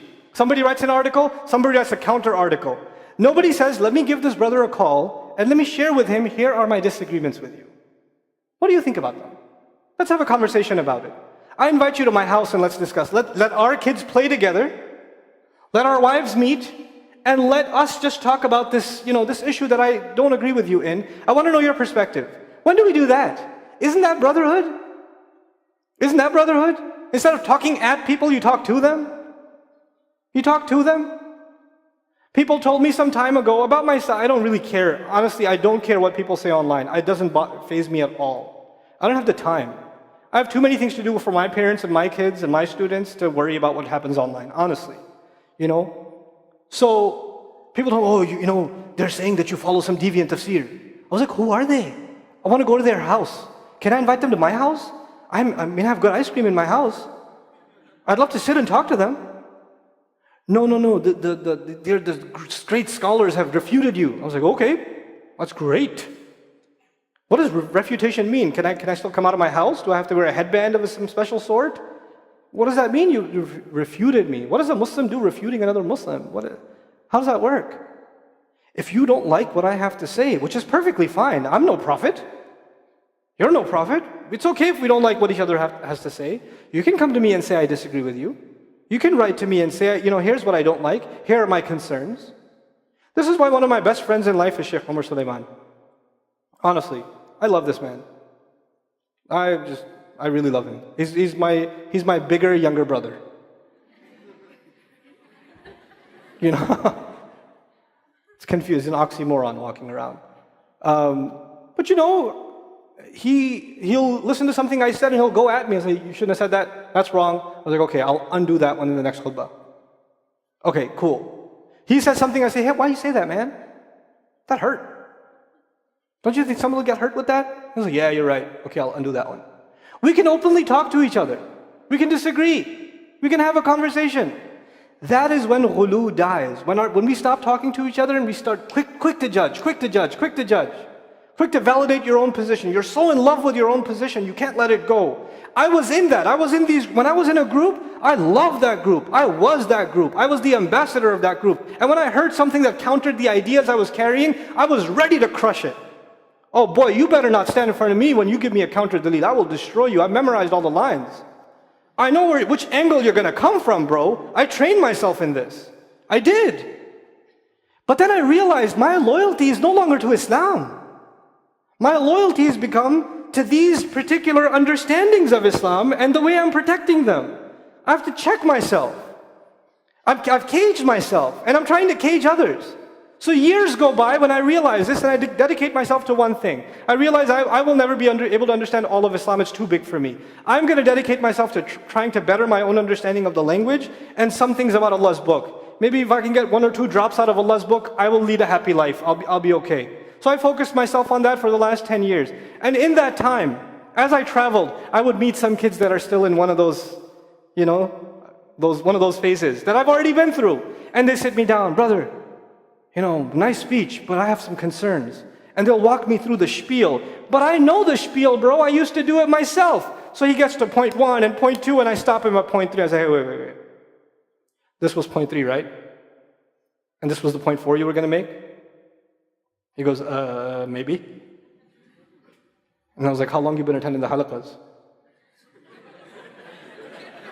He goes, what halaqas? He goes, I know. I know, bro. Because perhaps I've been attending some halaqas. I was like, yeah, and you have hookah late night afterwards? Discussing how you're going to bring Islam to society? You usually miss Fajr, haven't called your parents in a while? Developed a smoking habit in addition to the hookah that wasn't enough for you? Perhaps. And then I said, listen, bro, I know you really want to do this for Islam. You want to debate me for Islam. But I'm asking you 2 things. Call your mom and dad every day and pray Fajr. Just work on that. Okay? We'll establish Islam together. Just work on that. You get caught up in this stuff, in one thing or another, and the world becomes nothing to you. And I tell you, when you get caught up in these ideologies, the first thing to suffer is your family. The first thing to suffer. I'm being very real with you. This is ghulu in deen. For us, we hang on to one idea, we tell ourselves we're serving Islam by stending nights and nights discussing something or another at these late night restaurants with questionable content on the TV screens. We do this on Steinway Street, and we do this on Atlantic. I know. We do this on Atlantic, and we do this by Chicken Guy, right? And we do this, and then the mother doesn't know where you are, the father doesn't know where you are. Nobody's ever checked the cache on your laptop, And we do this, and we think we're serving Islam, doing something for our deen. Stop kidding yourself. The first thing the deen fixes is your relationships. If you're really serving your deen, you would see a tremendous change in your relationships. The way you are with your brother, your sister, your parents.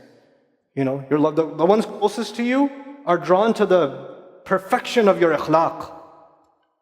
That was what the Rasul ﷺ did first. He had that even before Risala. He had the perfection of akhlaq, character. The people most impressed with him were his family. Today, you will find young people, when they get into the field of da'wah, the people least impressed with them are who? Their family. Everybody else, oh! And the family says, eh.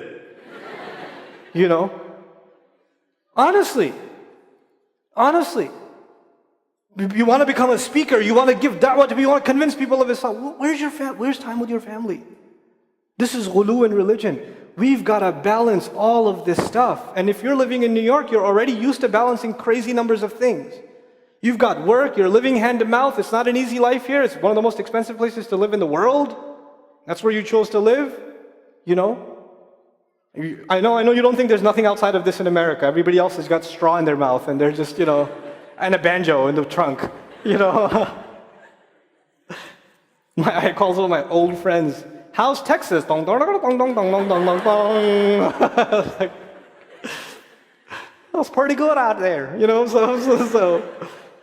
But you live here, so yeah, it's hard, even harder to balance here because you have time for nothing.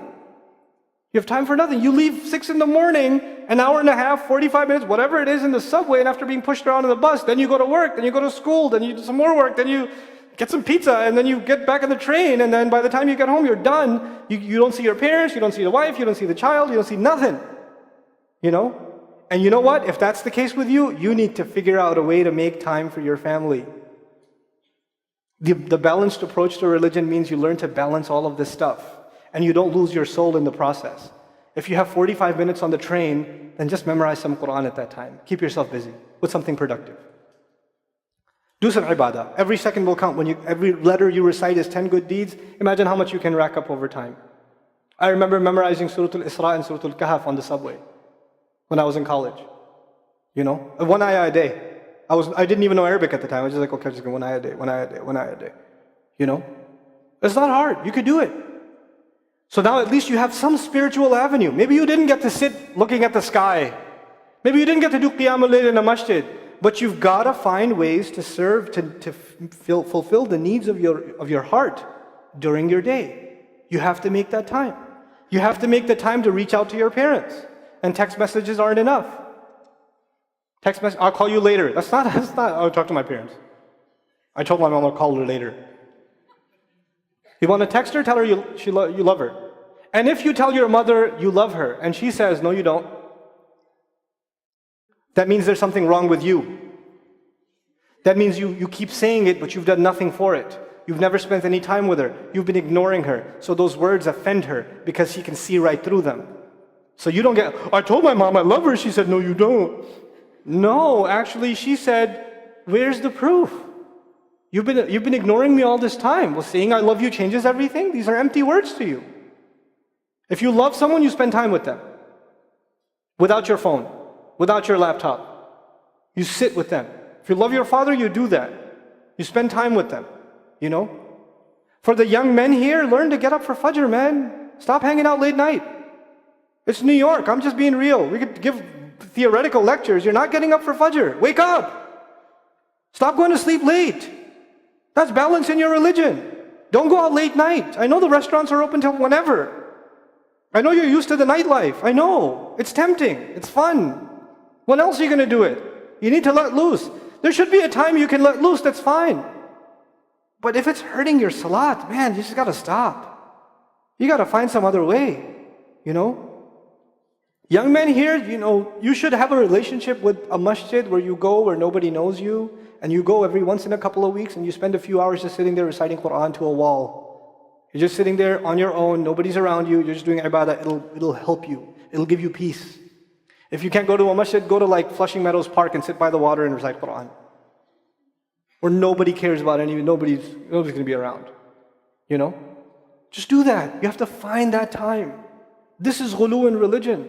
And if we don't find it, and when you get ghulu in religion, things go crazy. The Christians developed ghulu, overboard attitudes in their religion. It led them to even worshipping their prophet. That's why it's mentioned twice. لا تغلوا في دينكم غير الحق. The second time in Surah Al-Ma'idah. Without any justification. You're going to go overboard in one thing or another without justification. It's going to mess you up and mess the people up around you. The final bit of advice that I have for myself and for all of you, when it comes to a balanced approach to religion, this is my final bit of advice. I pray you take it seriously. And this is something it saved me a lot of trouble, and I hope it saves you a lot of trouble too. In my personal life, this is something personal. I realized that in Islam, in the realm of Islam, no one scholar, no one school of thought, and no one person, no one individual has all the answers. And they shouldn't. Allah didn't do that. Allah made us shu'ub, which means we depend on one another. Just the nature of things. So if somebody is giving you knowledge of aqeedah, for example, you're studying aqeedah, which is a great thing to study, that doesn't necessarily mean that's your source for fiqh. If you're studying fiqh from someone, that doesn't necessarily mean that's your source for tafsir. If you're studying tafsir with someone, that's not necessarily mean that's your source for hadith. If you're studying hadith with someone, it doesn't necessarily mean that's your source for history. You have to go to people that are specialists in their field. If you really want genuine answers and deep and profound answers, you have to go to people that specialize in their fields. One of the things that's caused an insane amount of damage to Islam in the last century is people who know a little about a lot of things. When you have a little bit about a lot of things, it seems like it's a lot of knowledge, but none of it is deep. You see? You can quote a lot of different things, but you have depth in nothing. You see? Somebody came to me during the question and answer session and asked me about donating body parts, donating organs. I don't know. But you study the Quran. Yes, that's a fiqh question. I don't know. That's not my field. You need to ask someone who knows. That's a hard question. Somebody asked me a question about aqidah or about history. I don't know. You need to ask somebody who studies aqidah in depth, and they can explain it to you in a way that is more appropriate to the concerns you have. I can't answer that. What about this hadith? Is it sahih? I don't know. But it's in Bukhari. I still don't know, because that's not my field. People write about me and they complain. Somebody emailed me, why don't you ever talk about hadith? I said, because I'm not a muhaddith. Because I have too much respect for that subject. I only quote a hadith, I only mention a hadith if I have sat with a scholar myself and have understood it from a scholar. And I've done that with only a few ahadith. I've read a lot of ahadith, I've studied a lot of ahadith, I don't talk about them because I have too much respect for that subject. I don't want to make that a casual subject. Because I've seen the damage that does. I've seen the damage it does when a high school or a college student Googles hadith on this, that, or the other, and they don't even know the Arabic, nor the chain of narration, nor the nuances, nor the context, and they're ready to quote it in the face of their MSA friend who they're trying to beat in an election or something. I've seen it. That's a disrespect to the words of Rasulullah sallallahu alaihi wasallam. These words are sacred. You have to have some respect for them, some respect for the nuance that's in them. And you can do a lot of damage to people if you don't know what you're talking about. You think you're quoting the words of Rasulullah sallallahu alaihi wasallam, you're doing damage to people. And that's why not only should we not speak about things we don't have deep knowledge of, don't talk, you can give people advice. You can tell people about being regular in their prayer. You can tell people to stop lying, stop being angry. These are universal pieces of advice. You don't need to be a scholar for those things. But when it comes to shari'i matters, what's halal and what's haram? What should a married couple do when they're having trouble? They shouldn't be going to a faqih, they should be going to a counselor. That's a counseling realm. That's not a. No, what does Islam say about my husband who does this? No. There's a lot more to that story than your husband doing this. You've been married for some time. There's a lot of issues there you need to sort out before you say, my husband does X, Y, Z, I need an Islamic answer. It doesn't work that way. It does not work that way. You're oversimplifying and you're trying to use the religion as a weapon against your loved one. Don't do it. And don't do it against your wife either. Husband and wife don't get along, and the wife is crying, and he says, what's the matter? No, don't talk to me, I don't want to talk to you. And he quotes the hadith, if you're displeased with me, the angels will curse you the entire night. It's a sahih hadith. It's a sahih hadith. But you know what? Even if she turns towards you, you think it's because of love? Is that love? You were okay with threatening her with the curse of angels? You call that a marriage? Is that why the Rasul gave that, sallallahu alaihi wasallam? Shame on you. How dare you quote that? People beat their wives and they say, "Al-rijal qawwamuna 'ala an-nisa." How dare you? How dare you disrupt the word of Allah like that? Al-rijal qawwamuna 'ala an-nisa. You even know what that means? Qawwam. I gave khutbah about that in JMC when I came last. The word qawwam is actually qaf, waw, and mim. It shares a root with one of Allah's names, Al-Qayyum. Al-Qayyum is actually Allahu la ilaha illa huwa al-hayyu Al-Qayyum. When the Arabic language is sacred because Allah chose it for Quran. And within the Arabic language, the letters that make up Allah's names are even more sacred. So when you think you know what qawwam means, think again, it's a letter. These are letters that are one of the names of Allah, come from these letters. So before you draw any conclusions, study, know what it means first. And it means caretaker, the one who stands up for someone, the one who does activities with someone. It has over 100 meanings, and beating is not one of them. Neither is authority. Terrible translation, men are authority over women. The authority of men is established in other ayat, not this one. So know what you're talking about. That's blasphemous. This is ghulu in deen. This is the abuse of religion. That's what we have to prevent as a people. This is what it's happening, and it hurts. I hear people quote ayat and a hadith. Just because somebody's quoting ayat and a hadith doesn't mean they're right. Their own imbalance is seeing things in an imbalanced way. You have to become critical thinkers. You can't look at something in a shallow way and say, okay, that's what it is. No. I need more understanding. I need depth. I don't care if you don't know the whole Quran. It's okay. If you know 2 ayat, know them in depth. I don't care if you don't know all of the Bukhari. It's fine. If you know 2 ayat, two hadith, you know 1 dua, know it in depth. Know it well. Spend time on one thing. Really internalize it and then move on. Then move on to something else. It's all become about quantity and not quality. Can you imagine if the ocean that looks so beautiful, by the way, if the ocean wasn't as deep as it is, it was just 6 inches deep, it would still look like it does. From a distance, you'd say, oh wow. But there's no depth. That's what we've become in our Islam. No depth. And no appreciation for depth. Those of you who listen to my khutbahs, how many ayat do I quote in a khutbah? Usually how many ayat, Young guys come and ask me, Ustadh, I'm giving khutbah for the first time. Can you give me a bunch of ayat? And they write like a 4-page thesis that today's khutbah is going to be about taqwa. Allah subhanahu wa ta'ala says, and He says, and He says, and what else did He say? Where did it go? Aqim as-salat. When you're quoting one ayah, one hadith, one ayah, one hadith, one ayah, one hadith, one story, one ayah, one hadith, you didn't stop at one ayah. أَفَلَا يَتَدَبَّرُونَ الْقُرْآنَ. Why don't they think deeply about the Quran? لِيَدَّبَّرُوا آيَاتِهِ. So they can think deeply about the ayat. This is thinking deeply or just moving along? I mean, when you see a beautiful mountain, do you just say, oh, that's nice? Do you do that? Or do you stand there and go, whoa? When you see an incredible painting, do you just stand there stunned by it, or you just go, We don't even do that with things Allah created in this world. We're stunned. Nobody goes to the beach for 1 second.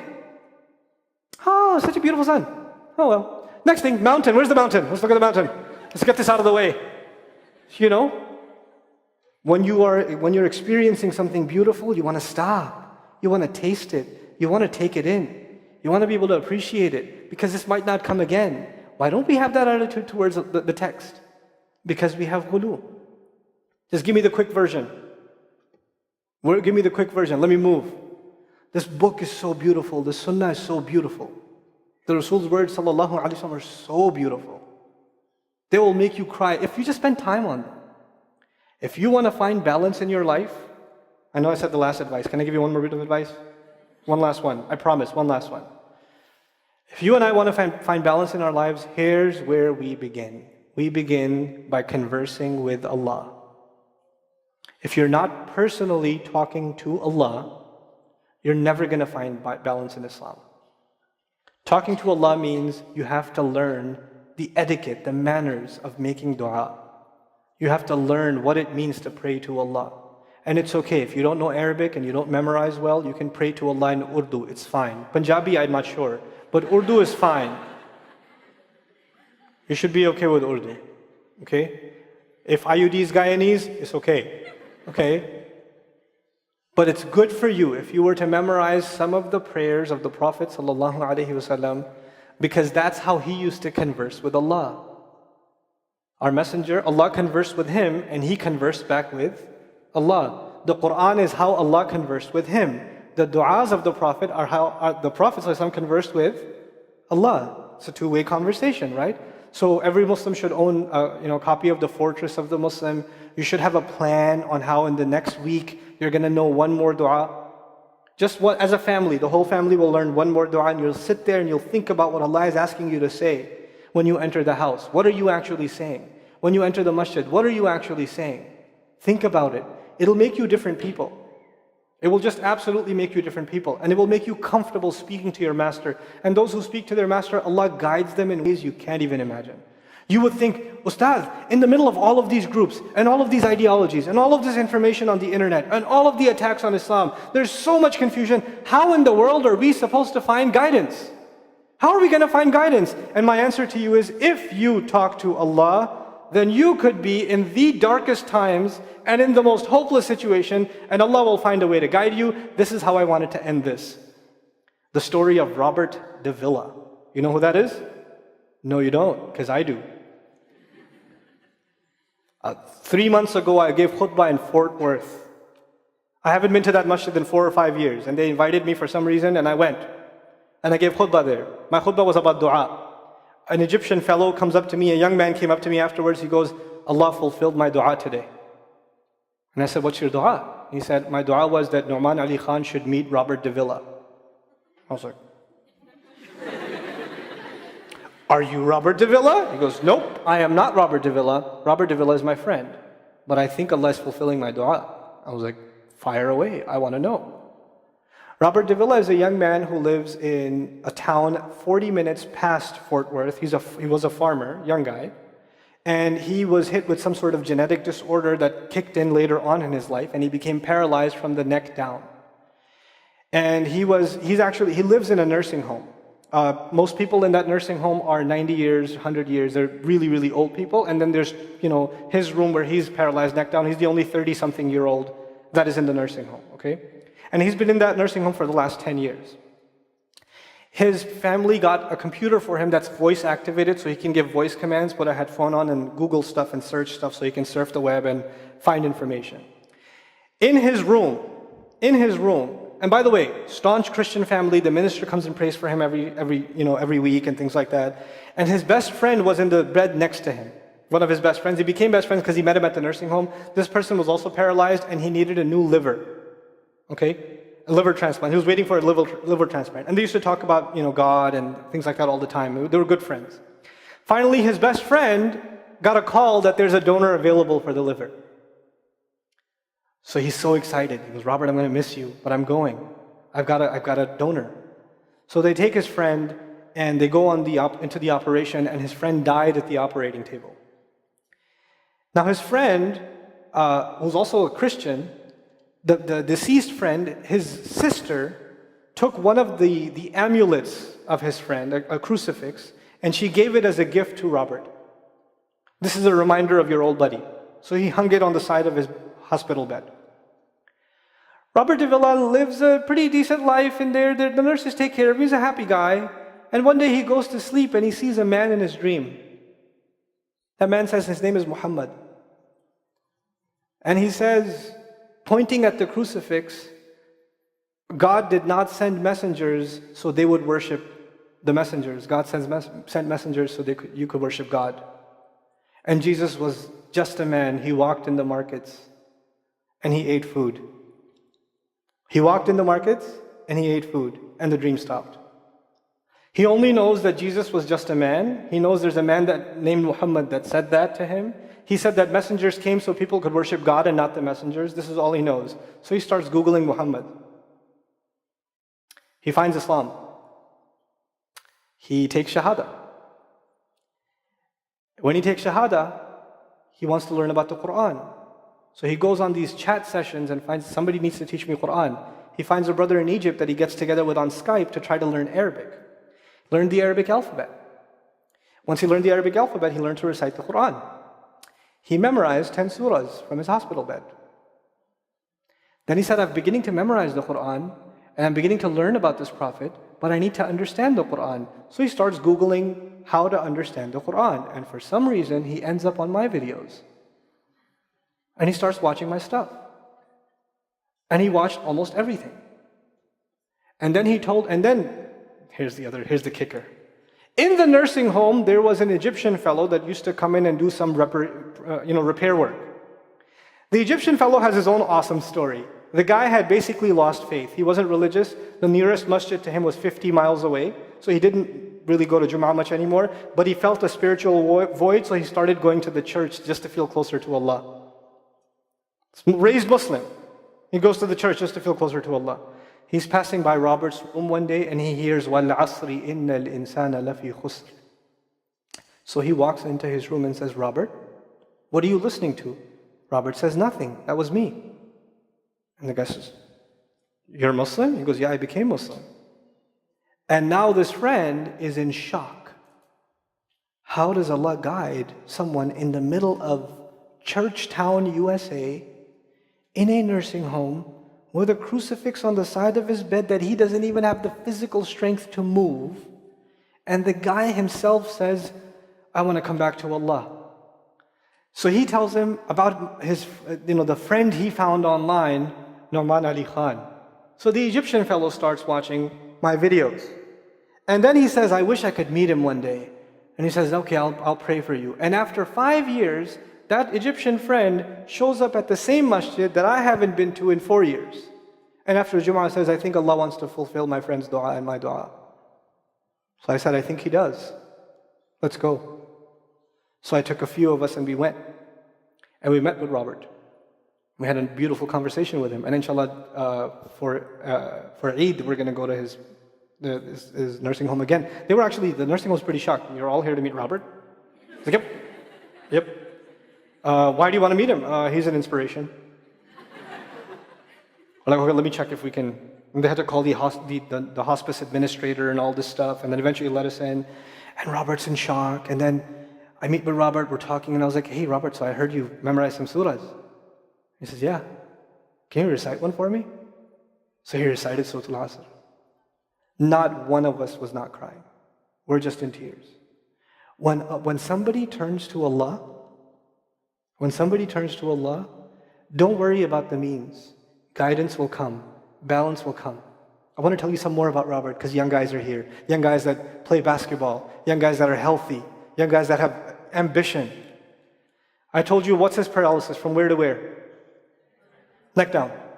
He has a special wheelchair that has to hold pretty much every part of his body in place. He can't just sit in a wheelchair. It holds his neck and it holds every other part of his body in place because he has no control over his limbs. And he has to have a special van where the wheelchair locks in so that if it goes through a bump or whatever, he doesn't, receive the shock. So he made a request. He wants to go to the Friday prayer. They didn't have the special van, so they put him in a regular van. And so he went to the regular van and a few bumps and his spine got even more hurt. He went to Jumu'ah. He came back in excruciating pain. And they said, I'm sorry, Robert, you're no longer able to sit in your wheelchair. You're going to have to stay in your bed for the next 6 months at least. If you see recovery, then you can get back up again. I met him in that span. He had already been in that bed for 3 months already. And the reason he was in that bed is he went to the Jumu'ah prayer. And he told me about the Jumu'ah prayer. He said, I've never felt more peace in my life than I was in that masjid. And you know what I'm going to do, Brother Nouman? When I can sit in my chair again, I'm going to go to Jumu'ah. I'm going to go to the masjid because I've never felt like that before. There's someone who has nothing but control over his mouth and his eyes. And he says, I only find peace in the masjid. And here we are. These masajid, I don't care what ideology, what school of thought, what they're talking about in the masjid, what fitna is there. I don't care. It's still Allah's house. Just go to pray. Don't go there to talk to people. Go there to talk to Allah. Just go to talk to Allah. You're just going for you and Allah. That's it. That's it. Other things will come, but you're not going for them. You're just going there to find peace. You'll become different people. If Allah can guide Robert de Villa, Allah guide everybody. And then he said, sometimes I wonder why Allah put me in this position. And then I say to myself, what, am I kidding? Allah has given me so much. I am so grateful for what He gave me. And if this is the way He was going to bring me to Islam, it's all worth it. So worth it. You have Muslims that lose a little bit of health and they say, why is Allah doing this to me? And this man, if you would think, nowadays atheists argue because of suffering, there's no God. If one man has in a position to say, I don't believe in God. If there was a God, why would I be in this position? It would be Robert de Villa. That guy would say, I don't believe in God. If there was one, why would I be in this mess? And yet he's in this position, and I've never seen a face with more nur. Never. I've never seen a face that has more contentment on it. He's so satisfied with life. He's so happy. He's just happy. The last 7 or 8 khutbahs I've given are actually based on one sentence each on one sentence that he said in his conversation. Is that profound? He's a teacher to me. I consider him a teacher. He's my sheikh. Somebody says, who's your sheikh? I say, Robert de Villa. Really? Is that a pizza place? Or no. The guidance is all around us. You don't have to get worried about what's not there. There's plenty there. You know what Allah did for the people of the cave? You know He even guided them in where to sleep? You know He even guided them on where to turn? As the sun was coming, they'd turn away from it. As the sun came from the other side, they'd turn the other way. Allah will guide you in your sleep when you make dua to Him. He'll even guide you in your sleep. Every toss and turn will be guided by Allah. Can you imagine? We shouldn't be skeptical in Allah's guidance. We shouldn't worry about how am I going to find balance. No, that's Allah's job to guide you. Your job is to talk to Him. Your job is to get sincere. That is the message I have for you. That is how we're going to find balance. Honestly. And if once you do that, once you become sincere to Allah, Allah will open doors. Allah will give you friends, Allah will give you teachers, Allah will give you access to resources, all of which are going to bring you closer and closer and closer to Him and to the truth and make life better for the people around you. This is really the gist of what I wanted to share with you. I don't want to speak longer. I've spoken too long already. I love coming back to New York, and I'm so grateful for Queen's College. And the MSA here, mashallah, they put up with me. I give them a hard time and they still put up with me. I show up half an hour late and they're still really nice to me. They didn't give me the look of death that I used to give to speakers when I was the MSA guy. And Imam Siraj Wahad showed up 40 minutes and I was like, Mom. And then he used to, it's okay, Nouman, it's okay, it's okay. You're doing good, Nouman, you're doing good. I was like, okay. Okay, fine, since you put it that way. I shall accept that, But I'm very grateful for you guys, putting up with this crowd. We're not easy to deal with. We have lots of complaints too. So if you see an MSA person, just pat them on the back or say thank you or whatever. Appreciate the effort that they've done. I'd also like to thank all the moms that are here with their little kids, because that's hard. It got hot in here, and I'm amazed at the children that didn't scream and yell more than what I heard. I heard very little. Where's the crazy kid that was over here? Oh, that was her? Oh. iPhone, okay. Okay. That's the other thing I'm grateful for. And finally, of course, I'd like to, I want to share can I share some news with you? Is that okay with you? Okay. This is cool. So I went to, last summer I got a chance to go to Malaysia. And alhamdulillah, I made some really cool friends in Malaysia. It was like a life-altering trip. The part of the trip was Singapore and also stopped over in Bahrain. And had the honor of being at the International Islamic University of Malaysia, and I spoke also with a number of media outlets there, and I realized something. We've been cooking an idea back home in the Bayina laboratories, which basically has to do with bringing meaningful content to Muslims. I think, alhamdulillah, the lecture thing is great, but it can only go so far. Right? What we really, really need is engaging media. Well, I think it's really important that we have engaging media. So we have this idea for basically a talk show, but that's a mix of social commentary, special reports, and accomplished Muslims. Like I want to interview people that are doing cool things in the ummah. I want to have journalism that's positive about things that are happening in the Muslim world. So there's interest already, and they're trying to pick it up in Malaysia, inshallah ta'ala, make dua that works out. And I'm going in Ramadan again too. Yes, I know, I got it. But the cool thing is we are actually going to build Bayina Studios. I want to beat Oprah in Texas, inshallah. We're hoping to actually buy a church that's on sale and turn it into a live audience studio and start talk shows and discussions there that will be broadcast online, and it will also be broadcast in TV stations around the world, inshallah ta'ala. Now, if you would like to contribute towards that, we don't do fundraising, but what we do ask you to do is subscribe to Bayina TV, bayina.tv, because the next couple of months of subscriptions are going to go towards the purchase of the campus. You subscribe and you get access to the translation of the Quran, the Arabic courses, all the stuff that's on there, and all the new stuff that's coming on there. How many people are familiar with Bayina TV here? Quite a few, mashallah. That's great. So the sisters, this might interest you. The two new upcoming things on Bayina TV, the recent one was the hijab lecture. What is hijab anyway? So I did a 4-hour piece on just the ayah of hijab, because there's some confusion about it apparently. So I figured let's just talk about the ayah. Let's sort that out a little bit. And the next ayah that I'm going to be working on in a month and a half's time is the ayah about beating women. Because if we don't love the ayat, where's our iman? If the ayat are giving us trouble, then we have to fix that, don't we? We have to love the ayat. Thank you so very, very much for listening and being patient with me. Jazakumullahu khairan. Assalamu alaikum wa rahmatullahi wa barakatuh.